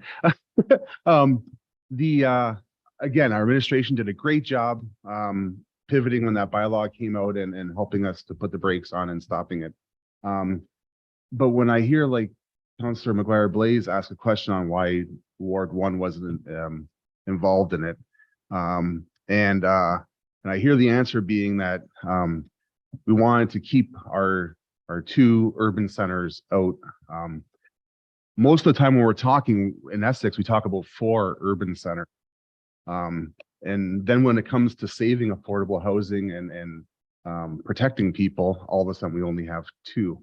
And maybe I'm being a little too sensitive, but I take a little offense to that, and that we need to protect our urban centers, or we need to call them something else if they're not going to be urban centers. But I would really like in the future moving forward that we have some consistency with that. And whenever the time's right, I would make the motion to receive the report.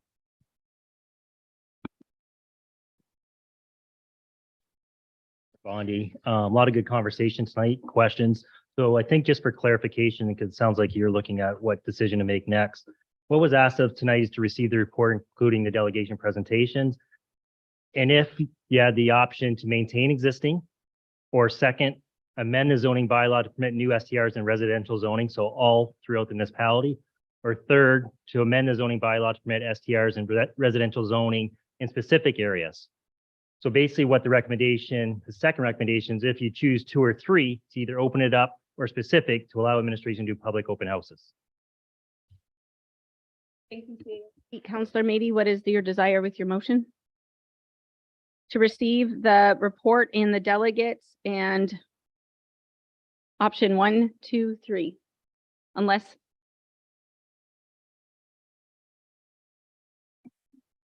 unless I have somebody else that wants. Mike?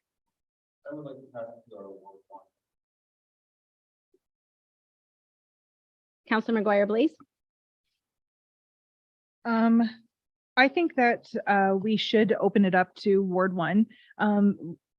Allow the residents, there may not be anybody who wants an STR in Ward 1. And we might not get anybody, but I think we should allow the residents an opportunity for a short period of time. So I'm not sure how that's written. Maybe the window is 30, 60 days. I would like some guidance from administration. But to open it up to allow Ward 1 the opportunity to have some short-term rentals in Ward 1 for a period of time without having to go through all of the hoops of changing the zoning and things like that. So what does that look like? Want to comment, Director Chadwick, before we get a motion? Because I think Councillor McGuire Blaze's motion would be to receive the report, to receive the delegates in that council direct administration to look at hosting a public open house for Ward 1. Director Chadwick?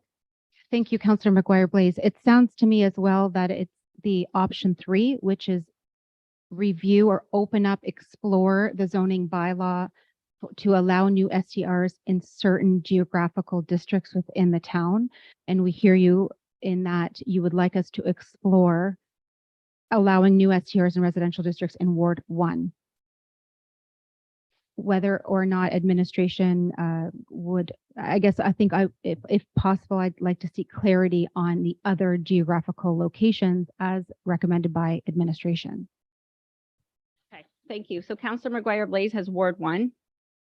Is there any other comments or questions, friendly amendments to this motion? Councillor Hammond? I think it should be stated that the status quo or the moratorium continue as far as Ward 3, and I'd like to include Ward 4. Okay, thank you, Councillor Hammond. What about Ward 2?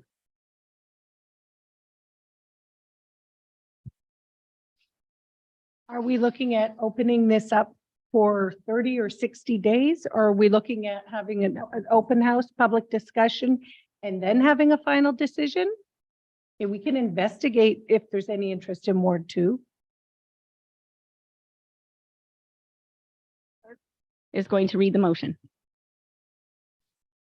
Motion on the floor is that Development Services Report 2023-04 entitled Update on Short-Term Rental Licenses and Zoning Bylaw prepared by Lori Chadwick, Director Development Services, dated October 2nd, 2023, and the delegates with regard thereto be received, and that Council direct administration to hold a public meeting to present proposed zoning bylaw amendments to allow new short-term rental units in Ward 1 and Ward 2 within the town of Essex. McGuire Blaze, I need a seconder. Okay, in 4. Sorry. So Ward 1, 2, and 4 within the town of Essex. Oh, no, no 4. No 4. Just 1 and 2. So Councillor Hammond, a moratorium on Ward 3 and 4 is your proposal? Yes. And then Ward 1 and 2? Yes. So what I originally said. Okay, yes, Okay, you were we'll right. stick- Okay. We'll stick with that. Okay, so that is put on the table by Councillor McGuire Blaze, and we need a seconder. Councillor Allard. Okay, Councillor Verbeek has asked for a recorded vote. Okay, conversation on the motion. Councillor Guerin, everybody gets 1 kick at the can. Councillor Guerin? Get through the mayor. So we've come full circle. We don't want them in Colchester, but let's have open houses in 1, 2. Yeah, and that's it. So I support it. I don't have an issue with them. I mean, I can see how they have an issue with it, the ones that live in that area, and there's that many of them in and around them. It's a small, I get it. There's no demand in Essex and there's no demand right now in McGregor. We can have the open house. We'll do that because I'm in favor of them in our area. I don't have a problem with it. We'll see what our constituents say, but that's really what we're saying right now. We're saying we don't want them in Colchester, but they're okay in these centers because we don't have hotels there. And there are probably more houses than we have to worry about getting swooped up than we can afford. That's really what we're saying here. So, okay, I support it. Any other comments to the motion? Councillor Verbeek. I seconded it to get it on the floor through you, Madam Mayor. I'm just not going to support it because I think that like status quo is not even that old, but I think it just seems to me like we're putting a whole bunch of work out there on our administration. We're going to have to run these open houses. I think if in the next year, someone in Essex Town Center want to operate a short-term rental and they come to administration, then I mean, we're going to make the hoops easy for them in Ward 1 and 2, it sounds. But I'm good with just staying the way we are, and that's. Shepley. Madam Mayor, I'm not going to support it because I'm not against them. I think that once we address the licensing fee and the tax, maybe we could look at opening them up because it definitely gives our bylaw the tools they'll need to do the job. So I'm not going to support this. Even through you, Madam Mayor. I just first wanted a clarification that the ask was only to open up for town halls to see if the constituents wanted these in their area. And so that's the first part of that. Thank you, Councillor Mady. The request would be to explore a zoning bylaw amendment under the statutory requirements for public meeting. That would mean bringing forward proposed zoning bylaw amendments. And just as a stickler for that clarification, so we would be exploring an amendment to the zoning bylaw to allow new STRs by right in certain areas or not. In other words, the merits, the concerns, the issues, as the planning team, we would require a fulsome review of the policies, the official plan policies for those wards as well. Thank you. Thank you. And just to finish my one kick at the can. Yeah, so when this first came about, that's exactly what I asked for in Ward 3. So I can understand my colleagues in Ward 1. So I could support it on that. But in Ward 3, and sounds like Ward 4, it's pretty clear that we don't need an open house. Our constituents don't want it there.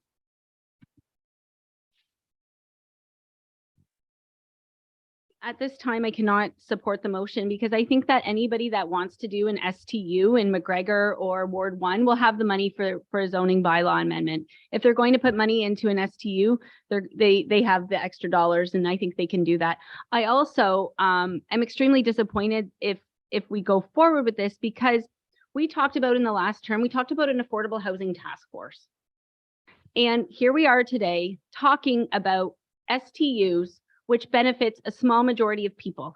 We still don't have an affordable housing task force, and we have many residents in our municipality that need roofs over their heads. So I believe our administrative energy needs to focus, with all due respect, on affordable housing and working on that. I would much rather have an open house at the arena saying, how can we make Essex more affordable? How can we work on that? That needs to be a priority, 110% before this.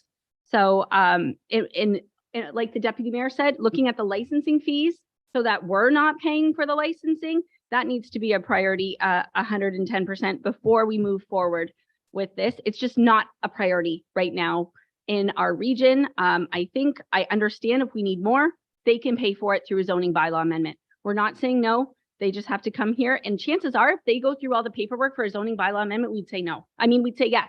Like if they're here doing all the work, we seldom say no to a zoning bylaw amendment because they vetted all the concerns. So we're totally missing the mark on affordable housing in this term of council so far. Thank you.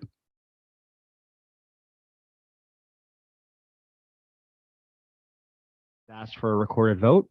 So I'll just quickly summarize that the Development Services report be received along with the delegates thereto, and that council directed administration to host a public meeting to present zoning bylaw amendments in Ward 1 and Ward 2 of the town of Essex.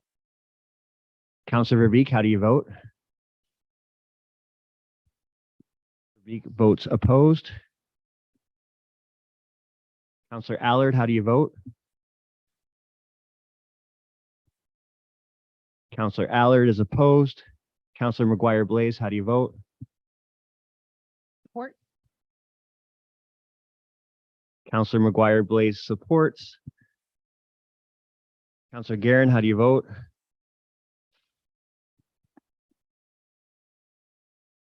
Opposed. Counselor Garen opposes. Counselor Hammond, how do you vote? Opposed. Counselor Hammond opposes. Counselor Meady, how do you vote? Opposed. Meady opposes. Mayor Bondi, how do you vote?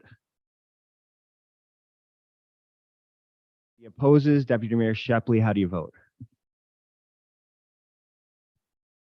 Deputy Mayor Shepley opposes. The motion is defeated.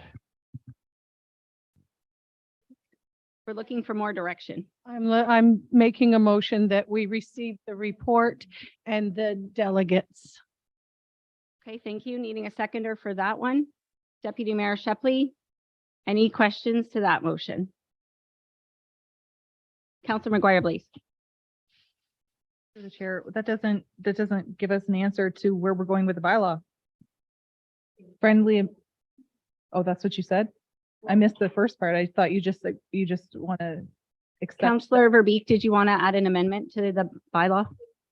My understanding is that it stays, sorry, through you, Madam Chair, that we just received the report. We aren't taking any action tonight, so it will stay the way it is, that it has been since a year ago when we adopted it. Are you okay with your motion saying we received the report, the delegates in no additional direction? Absolutely. Okay, that is motion. Did we get a seconder? Yes, Deputy Mayor Shepley. Deputy Mayor Shepley. Okay, Deputy Mayor Shepley. Everybody gets to speak once. Okay, that's okay? Yeah, I'm Okay, okay with okay with the amendment? Okay, any further comments on this motion? Everybody understand the motion? Counselor Garrett. Yep, through you, just clarification on the motion. So there's no time attached to, this is a bylaw, is going to stay in place, can be reintroduced at any time? Or how does this work? Can any counselor reintroduce this and ask to open up the bylaw and change it? Counselor Garrett, Counselor Verbeek and Deputy Mayor Shepley. Can I make a friendly amendment to your motion that it stays status quo for 3 years?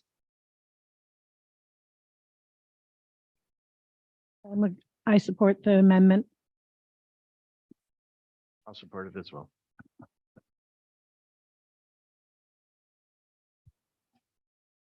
Like that, because what happens in 3 years? Because the bylaw's in force, staying status quo, do we want to amend it to say that we revisit it in 3 years, not change the bylaw at all?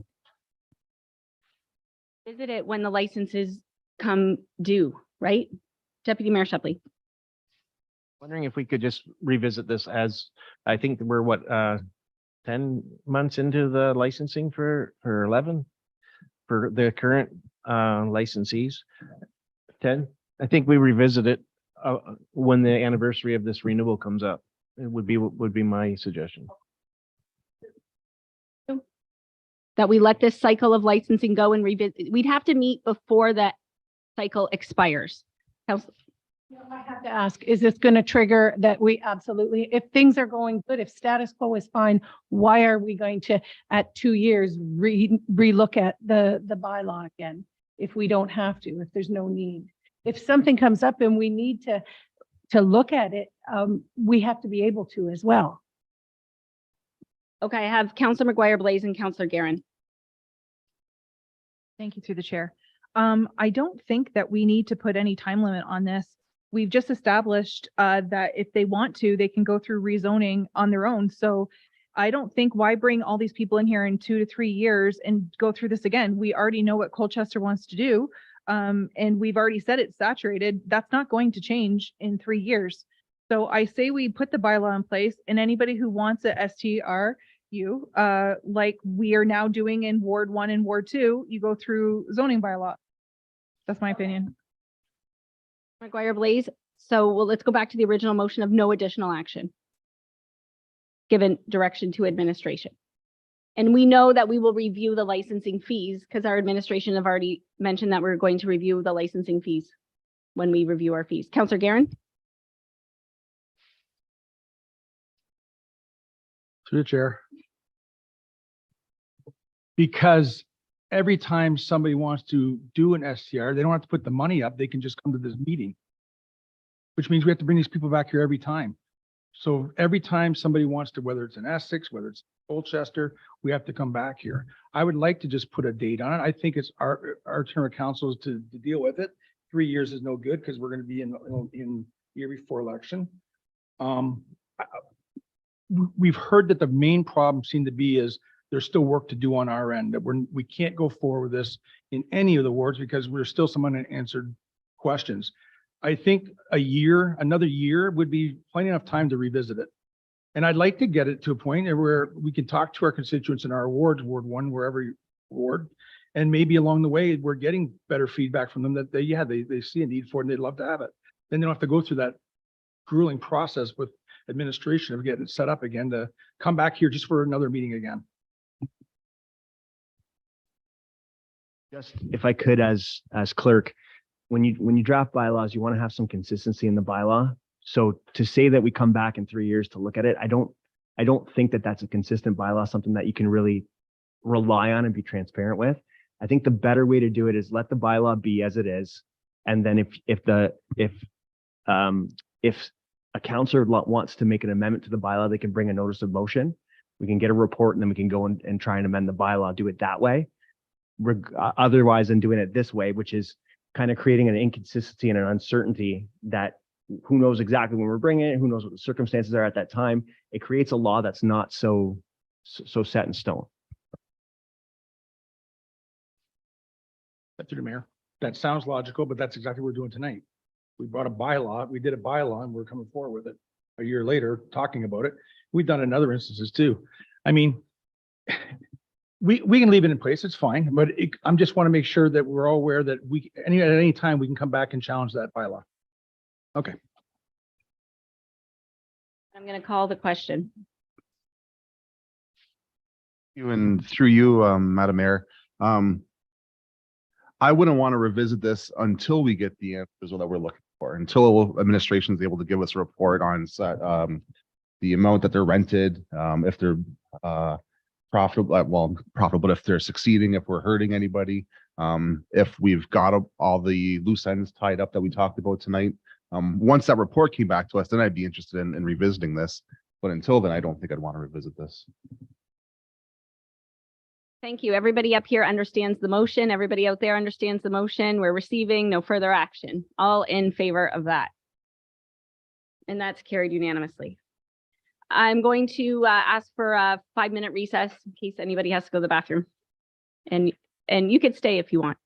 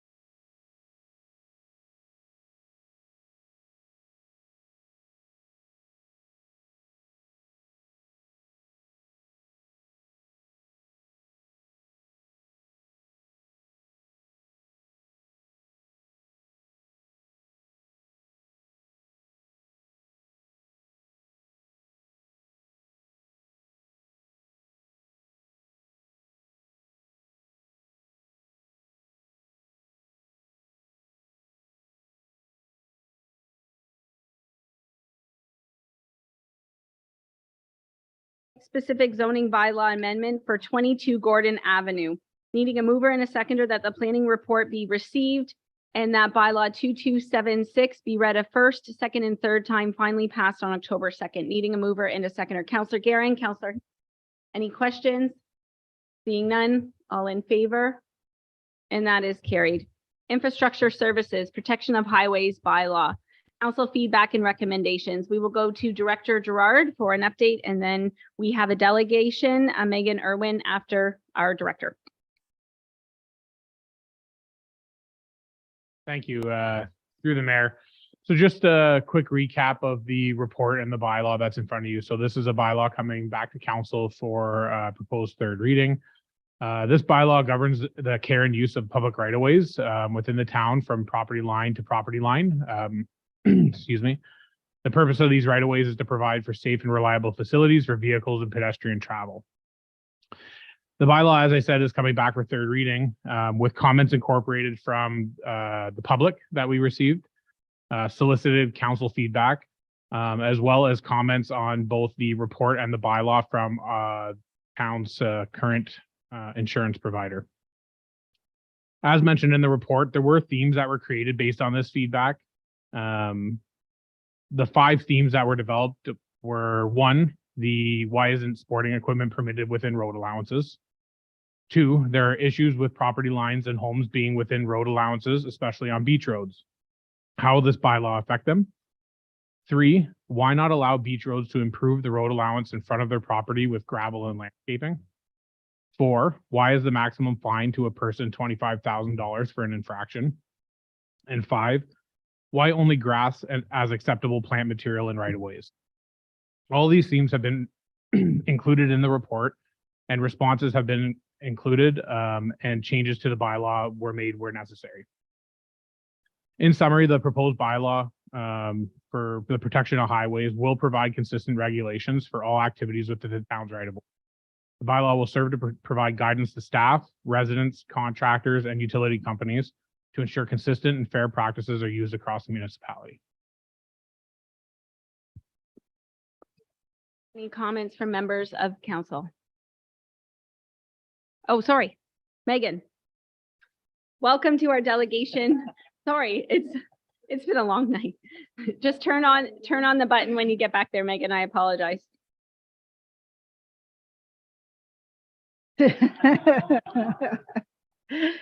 Okay.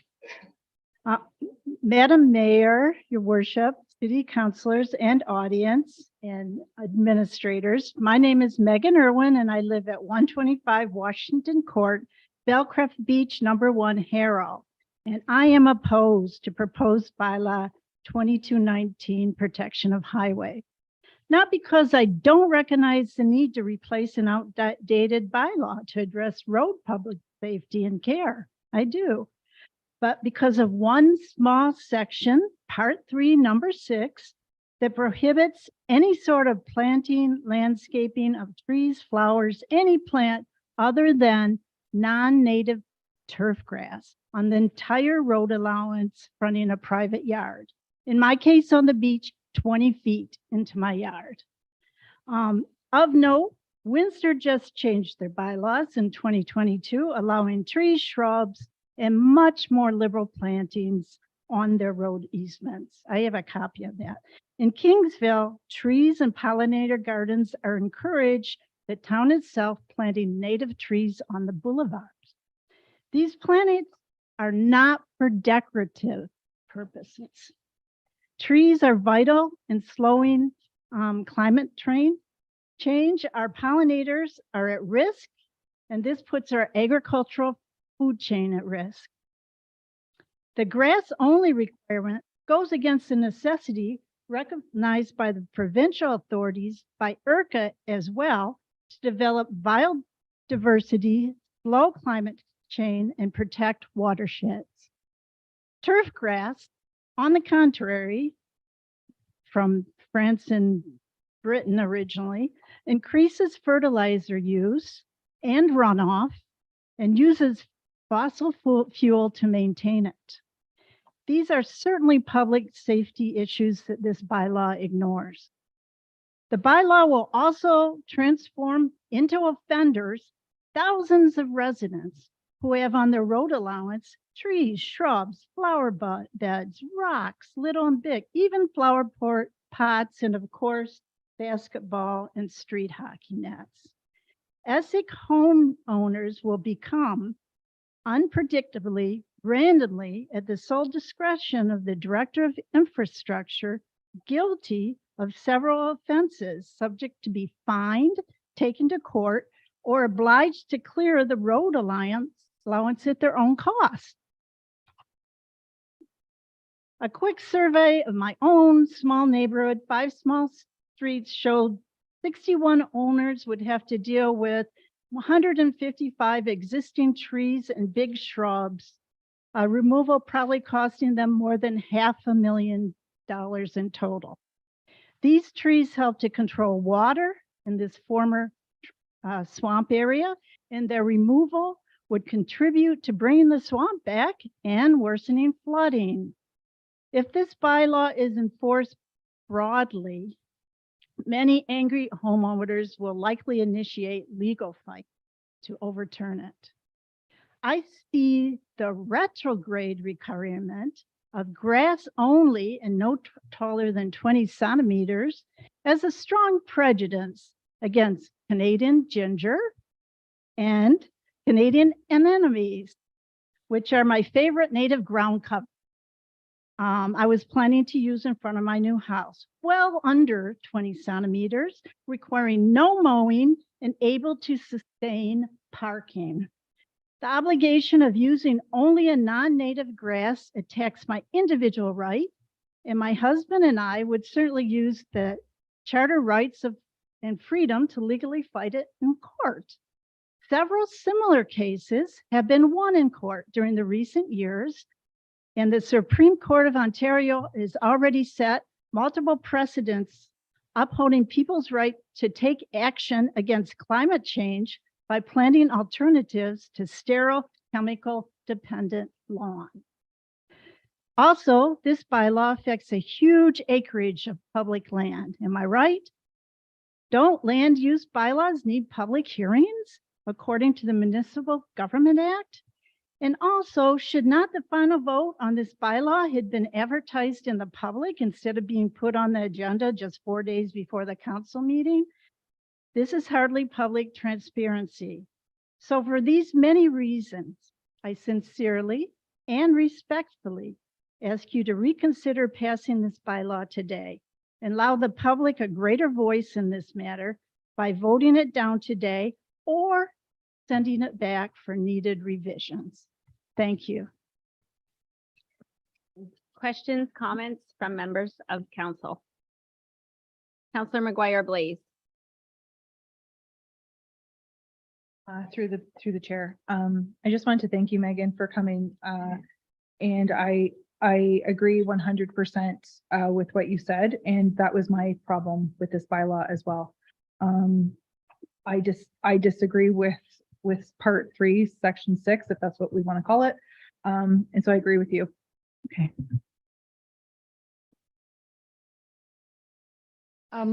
Through you, Madam Mayor. Thank you for coming tonight. I fully support you. I have serious concerns with section 3 as well.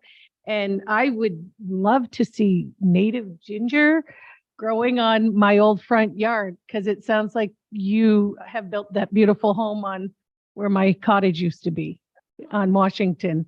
But of course, I struggle. And I think everybody in here knows where I stand with planting more natives and a lot less grass. So number 3 did raise some concern for me before you came. So thank you for coming.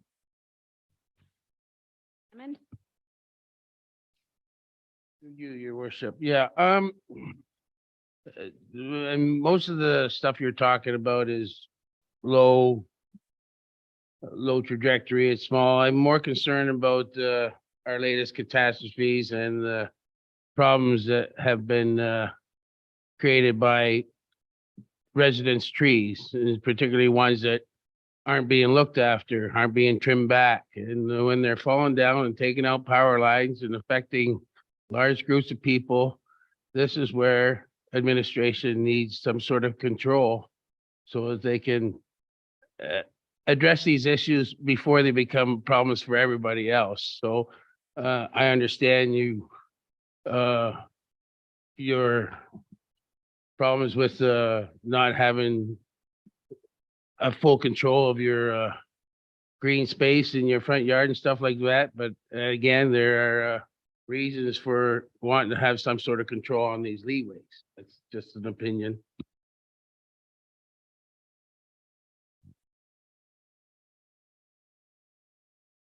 Thank you, and through you, Madam Mayor. Yeah, I still have a few issues with the bylaw. I still really believe that when we were elected here, we were elected as a progressive council, and that our residents really want to see some change in the way our laws are and the way our laws are written, and for them to be a little bit more progressive and open and allow some ability to move and stay safe. Anyone that was at our open house in Colchester, you could tell that there's a real appetite that they don't want any more Band-Aid fixes out in Colchester. We want some laws that are truly written to be fair and equitable for everybody. And some of this stuff isn't for people that live in Colchester, especially. I'm trying to keep my comments to the Colchester area, and I'll let other councilors speak to their own areas. But when I asked for this to come up, it was recognized that the road allowance has grown considerably from when those beaches were first built. When your original subdivisions, on a lot of them, those roads were 14 feet or less. And now it's over 68 feet. And you have road allowances that do go right up to people's houses in a lot of cases. You do have areas where it's quite mismatched. That road allowance might only be 5 feet on one side and 20 feet on the other side. So when I asked for this bylaw, I was really asking for a bylaw that would come up with something that's going to be fair and equitable for everybody. Parking that can only be 10 feet away from somebody's house. Not saying that it's okay to park directly on somebody's eaves trough. That if somebody wanted to plant a ground cover that didn't grow very tall, needed almost no maintenance, and was still able to be parked on, that would be okay. And not by somebody saying so, but by right, that these people had the right to do this to their front lawn. Right now, it's a totally, depending on who comes out to your house that day and how they feel, you might get it, you might not get it. And I totally did not like that. And I really wanted that fixed. And the idea of, if we put snow onto a boulevard and it kills the plants because of the salt, that's very easy to take care of in a bylaw, just saying that it's up to the owner's responsibility, that the town's not going to replant that if you want that there, you have to replant that. That the only thing the town's going to be doing is putting the grass back in if that's how we see fit. But the options, especially in Colchester, where we have very wet, very swampy land, to have rain gardens put in, to have cover that absorbs more water than turf, only makes sense to me. So there's many reasons why I'm still opposed to this bylaw, the way it's written. And especially, I do not want to be the one that tells kids that they're not allowed to put up a basketball net and shoot some hoops at the end of their driveway. That on a cul-de-sac, you can't take out your road hockey net and play road hockey. Do I say that we have to allow that and tell them to go do that? No. But by saying that you're not allowed to do that, I think is pretty regressive.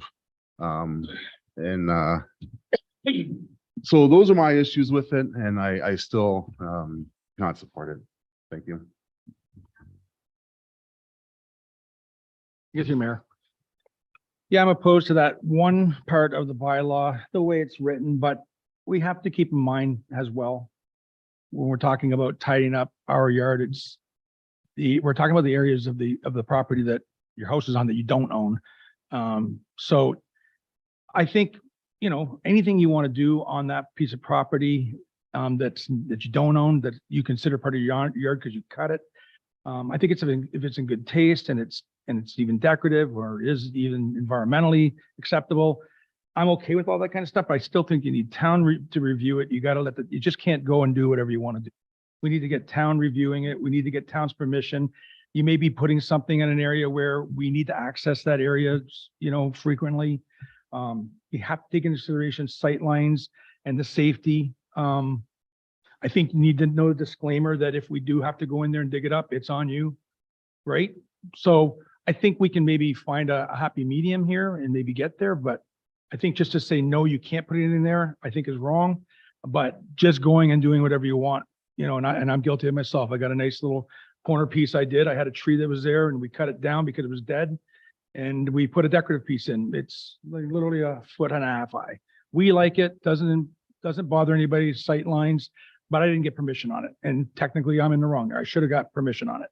So we just asked that if the bylaw could speak to, the guidelines, if you do want to put anything on town-owned property, it's got to meet certain stipulations. That's all. I have Director Jordan. Through the mayor. So I want to provide a couple of things for clarity. One is that I did consult with multiple municipalities on this, including the city of Windsor. Section 6 of the bylaw is verbatim from the city of Windsor's bylaw 25-2010, which prohibits all of those things within the right of way, with the exception of their best practices, which were brought up before. What I do want to bring your attention to is part of the proposed bylaw in part 5, section 19. So what I want to point out here is this is the section that speaks to what the care and uses of that property in front of your private property. So section 19A saying cutting the grass and weeds and removing the cuttings wherever growth of grass or weeds exceeds 20 centimeters in height. This verbiage is actually very consistent with our property standards bylaw, which is what is required on private property. Grass and weeds, as you may note in the bylaw, is not capitalized. It's not defined within the bylaw. So the common law definition, which would apply here, and it does not discriminate against the type of vegetation that gets planted in that right of way. The Oxford Dictionary defines grass as vegetation consisting of typical short plants with long, narrow leaves growing wild or cultivated on lawns.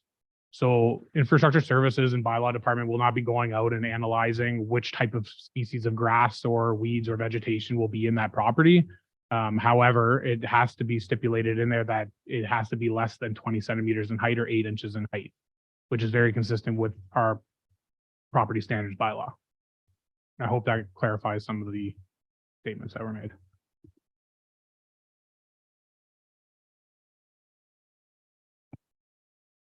Madam Mayor, so I'll have to agree with my Councillor Mady over there, and there's some issues when it comes to, especially in that area. It's not as cut and dry as it can be everywhere else. So I don't know what the answer is to fix it out in Colchester on the beach roads. I don't really know what the answer is going to be that's going to pass and make everybody happy. But the sightlines definitely are something that we definitely have to take into consideration. That's a safety issue. It's no question that has to be looked after. So I'm gonna lean to my Ward 3 councillor over there.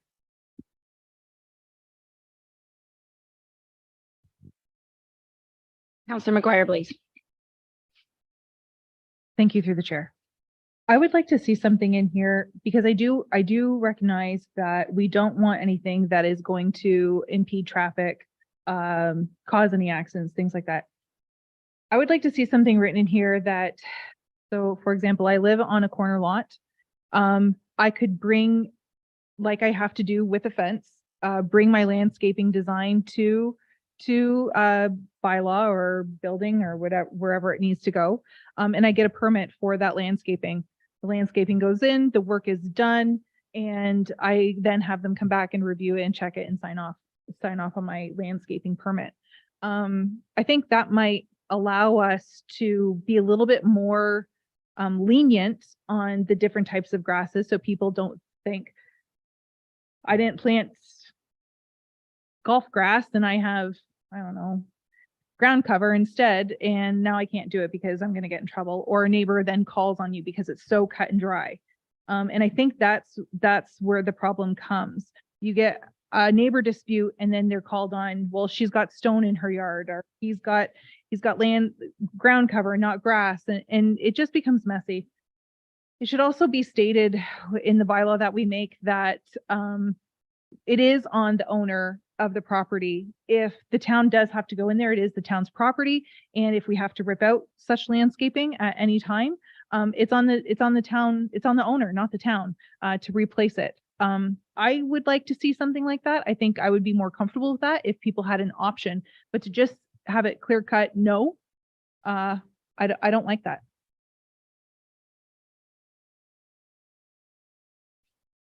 Thank you. And to you, Madam Mayor. Yeah, I totally appreciate the idea and that, you know, Section 5 was verbatim to Windsor, but the omission of the best practices is the important part. That's the part where it gives people the idea of what they're allowed to do, and plant and in moderation. I'm not saying that everybody gets to grow 50-foot hedges around the edge of the road, by all means, no. But we should say that the same way if we were going to apply for a permit for our landscaping, or if we're going to apply a permit for our fence, we're told how high your fence has to be, how long it has to be, how far from your property line it has to be. We're told all those things. And that's what the best practices do. It lets the people know exactly what they can do and where, and why they can't do it. For a lot of reasons, there's really good reasons why you can't put an armor stone over top of a manhole. But that should be stated, and the person should know it before they get into trouble, and before somebody knocks on their door and yells at them for breaking the law. So again, that's, yeah, I'm all for you know, some best practices, and I would even be open to having to go and get a permit and having an actual landscaping permit. But the important part is to define what that's going to be. Thank you. I'm listening to what council has to say, and I'm seeing both sides. I think there's a lot of valid feedback. And one of the things that we recently did as a council, we had the deputy mayor had a notice of motion on inspecting trees, right? Inspecting town-owned trees that, as Councillor Hammond said, were falling, taking out power lines. So I think there's a couple moving parts. And we also recently at a roundtable talked about bee pollinators. And I think that that's something we need to encourage. So I'm trying to see, you know, I wish we had like a slideshow saying, you know, this isn't ideal, like trees planted under hydro lines or trees blocking sight lines. This is allowed, you know, a low rock garden or some, you know, hostas or whatever that is. Because right now, I will say this isn't a Ward 3 issue. This is like, I've been on every doorstep in this town a couple times. This is an issue several places. So I feel like, is everybody existing right now going to get grandfathered in, or how is this working? Because this could be like a full-time job, because there are places where there's boulders in Ward 1, like boulders on properties and things like that. So I'm trying to wrap my head around, you know, can we start with an educational piece on, you know, ideally this is what town right-of-ways look like. You know, you have 6 months. If you have a boulder on town right-of-ways, please move it. You know, and we're doing an inventory on town trees. So if we do the inventory on town trees, we're doing our part.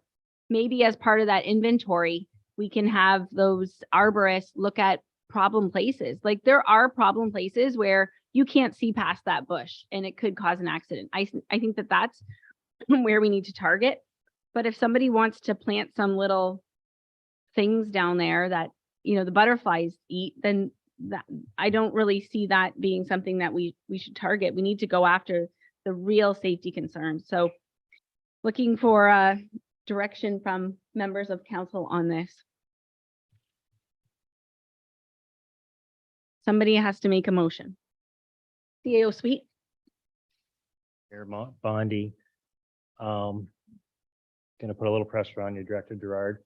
My understanding is this was a bylaw, an updated bylaw brought forward by Director Gerard because the old one was antiquated, is outdated. So based on that is history, right? We look at best practices to other municipalities, and he's updated this bylaw. So from what I'm hearing, if it's turned down, my understanding, I guess to the clerk, we go back to our old bylaw unless we get further direction.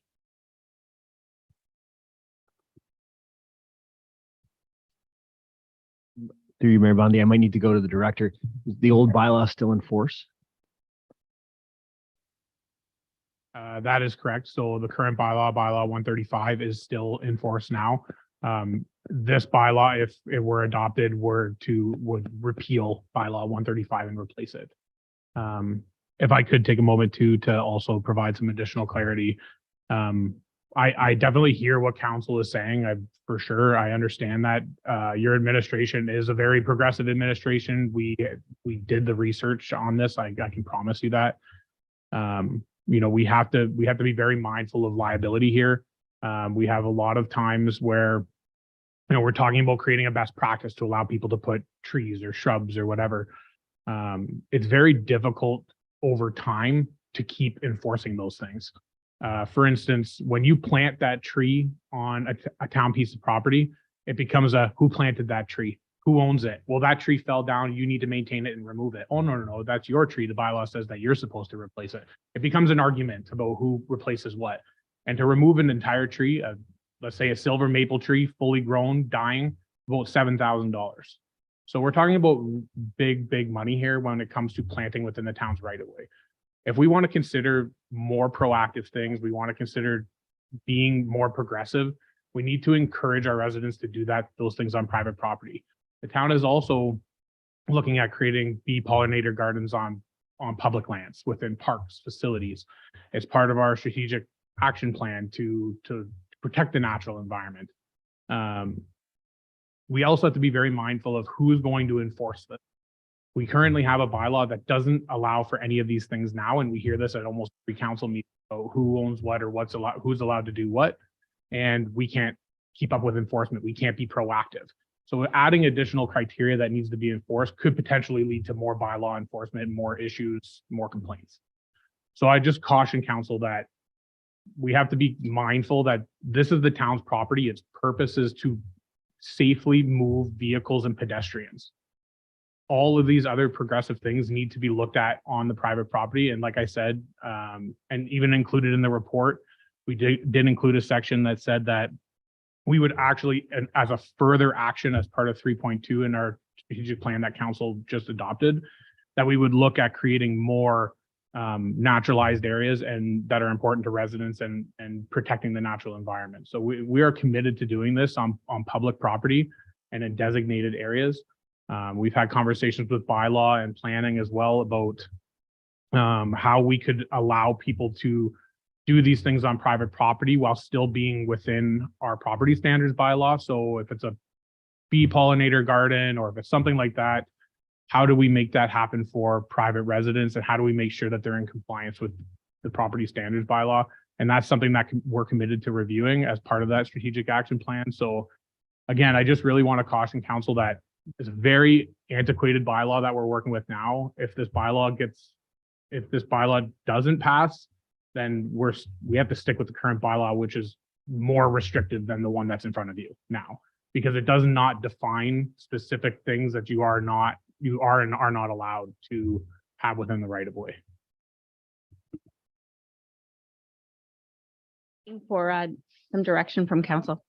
Through you, Madam Mayor. I'm wondering if we can defer the vote till our next meeting on this, and anybody that wants to, nitpick and go through the wording, has a couple of weeks to bring it forward. Is this an option?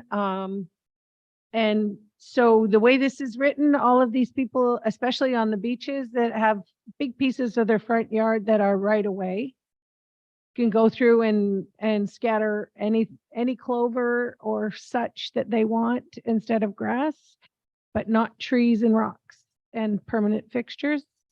That's what I'm seeing now. Like, I don't want to change the wording that's going to allow people to put to grow big trees and shrubs that are going to be a safety hazard or put permanent fixtures. But I don't want to restrict them from, like we were just talking about, throwing down native species to protect the land and the where Director Gerard. less watering than grass. So to address one of Councillor Verbeek's concerns, so we're not saying that trees cannot be planted in the town's right of way. The town plants towns right of way. We do this for new developments, 1 tree per lot. You are still allowed to apply for a permit under bylaw 135 or this bylaw to still plant that 1 tree per lot. However, it has to be a native species approved by the town so that it doesn't become a species of tree that grows very large and that has to be, cost thousands and thousands of dollars to remove. So you still can plant trees within the town's right of way. It just has to be under permit so that we can regulate the placement of that tree, the species of that tree. But and further to that, we are working in infrastructure services at looking at a tree request policy. So something that we're looking to fund to plant more native species trees within the town's right of way at the cost of the municipality when a resident requests a tree. So that is something that we're also looking at doing and creating a policy around. We're just looking at funding models for that and different things, but we're not saying that trees cannot be planted in the right of way. It's just that they need to be done under permit. I'm not sure, Councillor Verbeek, did you have a motion to postpone to our next meeting? If you do, if you want to make that, we do need a seconder on that. And then we talk about the motion to postpone. Seconded by Deputy Mayor Shepley. Comments to the postponing. Councillor Guerin. Through the mayor. Yeah, I think we could postpone just to the next meeting. It's fine because there's a couple of questions I'd like to ask outside of this to Mr. Gerard. You made some comments about legalities and certain situations that could appear. I want to get some more clarity on that. And I don't think putting it off for 2 more weeks would be that bad. I'm okay with it. Councillor Hammond.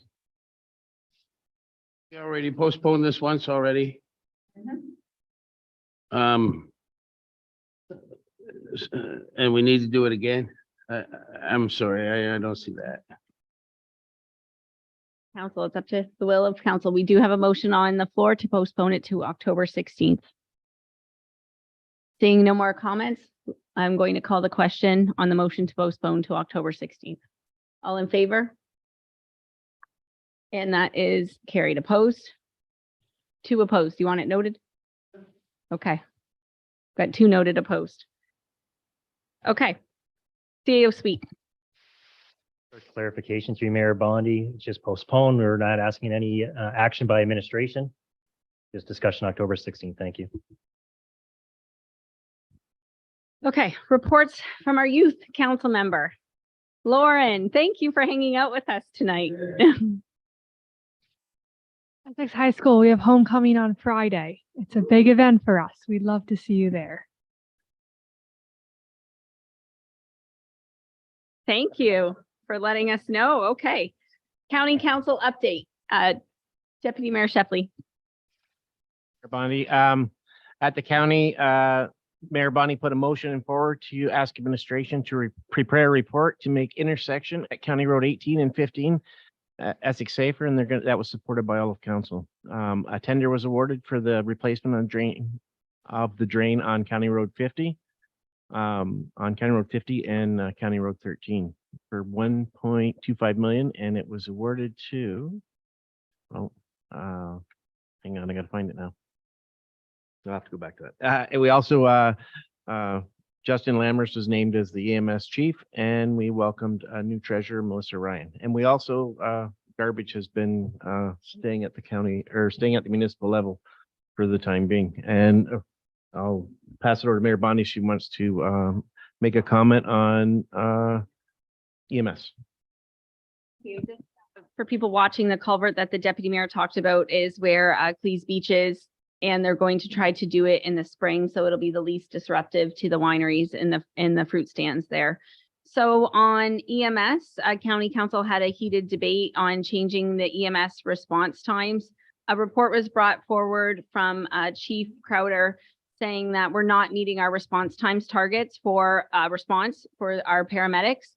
So instead of working harder to meet the response times, he suggested that we change the response times, not for sudden cardiac arrest. There are 6 response times in the report. And the first one, sudden cardiac arrest, everybody always wants somebody there within 6 minutes. But then there's levels. They're called CTATs 1 to 5. And currently the target is to get there in 8 minutes, 75% of the time. The chief was looking for council support to get there 70% of the time. And then for CTATs 1 and 2, it's not sudden cardiac arrest, but it is still life-threatening. So CTATs 2, he wanted to get there instead of in 10 minutes, 90% of the time, he wanted to get there 10 minutes, 75% of the time. And in the chart keeps changing. So it was a good conversation, and county council said we don't want to change the response times because we want consistent data so that we can track all the things that the province and that the county is doing with EMS to see if we're actually making a difference. I truly believe through all the work we've done here in Essex and in Essex County that we do have the ear to the province, and we are working on hospital offloading, but changing the response times right now just doesn't really make sense. So that stayed status quo, and that's my update. Looking for a motion to receive the deputy mayor's update and the county council meeting minutes from August 16th. Councillor McGuire-Blaise, Councillor Guerin. Any questions? All in favor? Correspondence 13.1, correspondence to be received. We have all the correspondence to be received, and then we can speak to any of them. Received Deputy Mayor Shepley, supported by Councillor Hammond. Any questions on any? Oh, sorry. Let's receive them all, and then we'll all in favor. And then does anybody have any that they want to speak to? Deputy Mayor Shepley. I want to point out that on October 4th, the county will be reviewing their official plan, and it's unfortunately no in-person attendance. It can only be viewed on live stream. And any delegates, I believe, have to register by, oh, I don't have that date either. Hang on, I had it a second ago. By 12 noon on the 29th, which is already passed, so you can't register. Okay, thank you, Deputy Mayor Shepley. You can see that there's an ELK media release on there. The switches ordered for both Harrow and Essex. So that's a good update there. Anything else on the correspondence? Okay, correspondence to be received and supported. Community Living, Essex County, National Disability Employment Awareness Month. Looking for a mover and a seconder that the correspondence from Community Living be received and supported, and that council proclaim October as Disability Employment Awareness Month. Mover and a second, Councillor McGuire-Blaise, Councillor Allard. All in favor? And that's carried unanimously, and we'll go to Mr.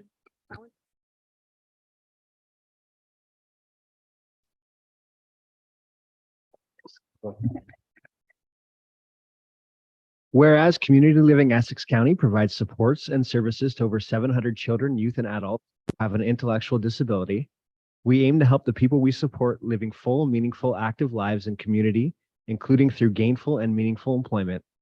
Whereas October is National Disability Employment Awareness Month, NDEAM, it's a time of year for acknowledging and celebrating the workplace contributions of people in our community who have a disability and business successes and benefits stemming from hiring a diverse and inclusive workforce. Whereas this year, more than ever, it's vital to acknowledge the contributions that citizens who have a disability make to workplaces, to their communities, and to society, and to acknowledge that there is still so much more we can do. A proclamation of Disability Employment Awareness Month will help to spread awareness and champion our cause.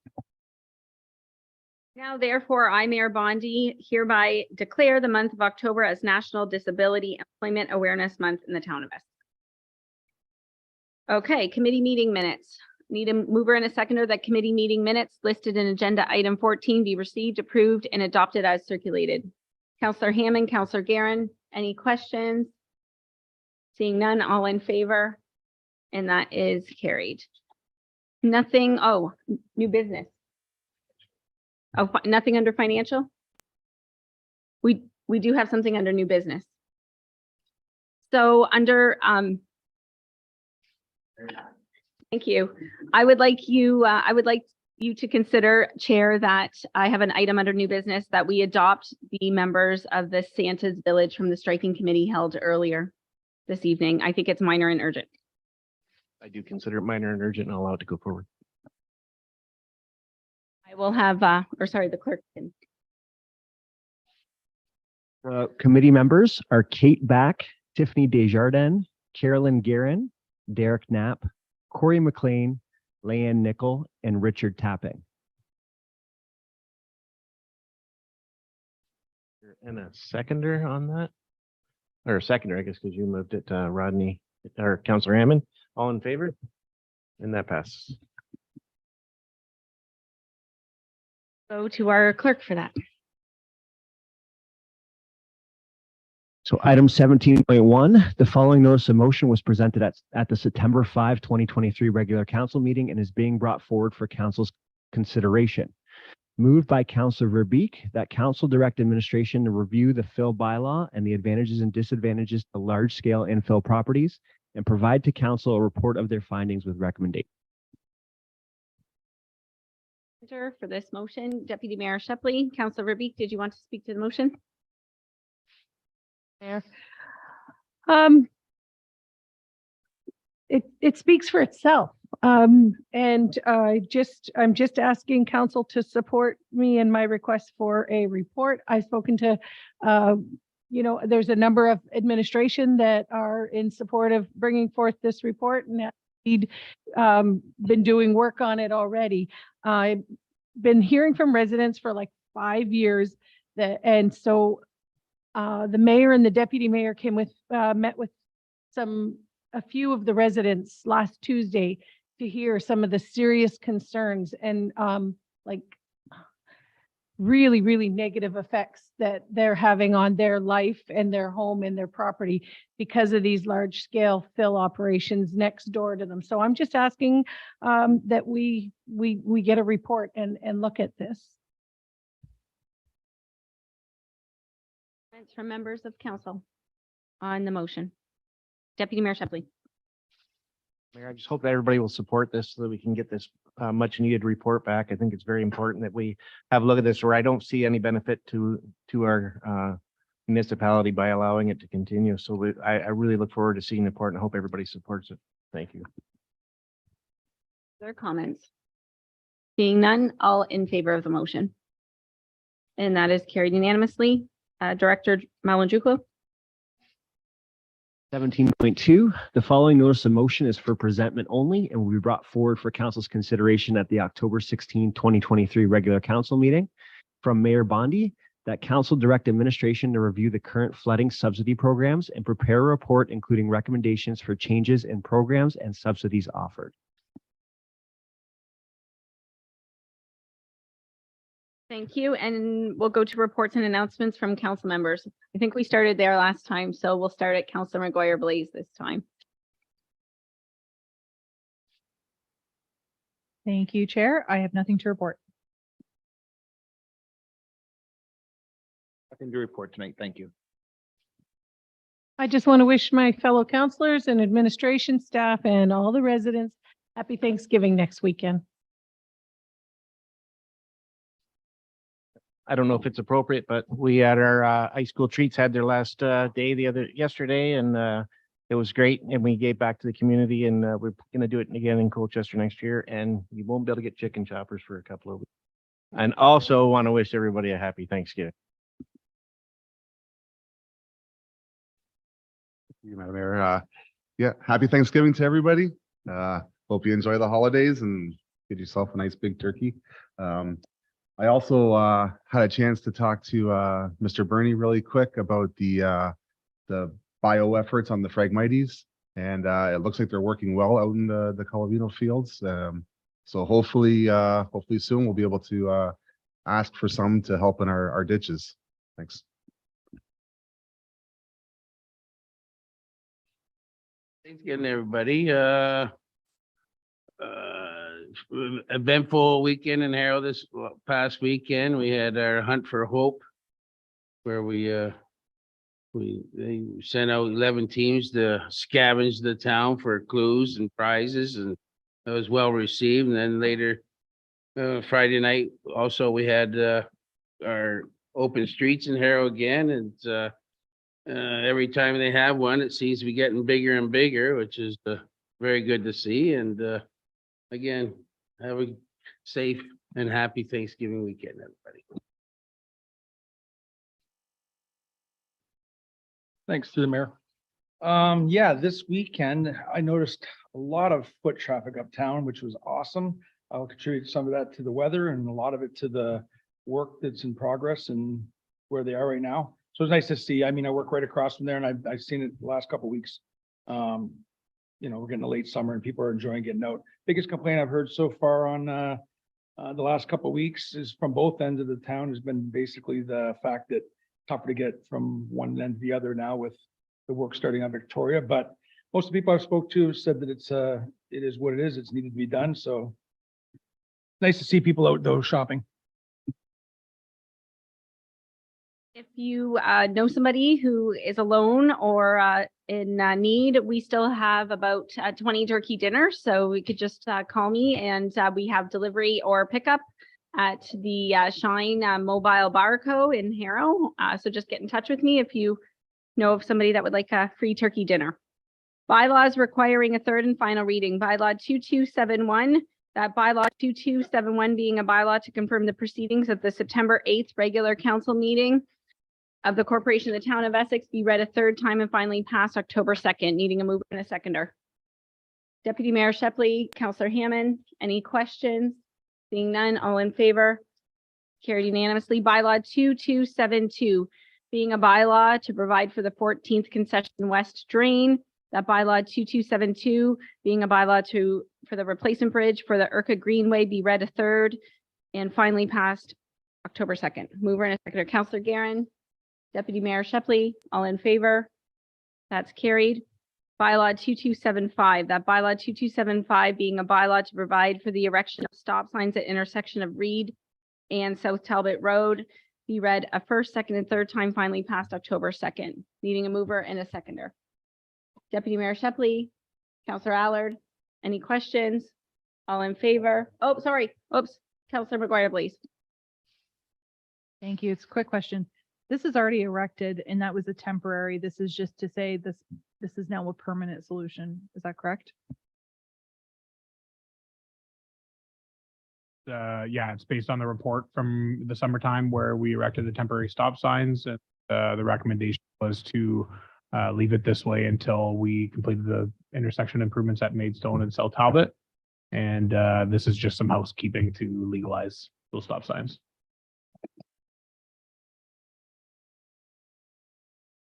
Oh, all in favor? That is carried. Bylaws that require a first and second reading. Bylaw 2277. That bylaw 2277 being a bylaw to confirm the proceedings of the October 2nd regular council meeting be read the first, second, and provisionally adopted today. Deputy Mayor Shepley, supported by Councillor Hammond, all in favor? And that is carried. Need a motion to adjourn. We do have our regular council meeting next in 2 weeks. Motion to adjourn. Deputy Mayor Shepley, supported by Councillor McGuire Blaze, all in favor? And that is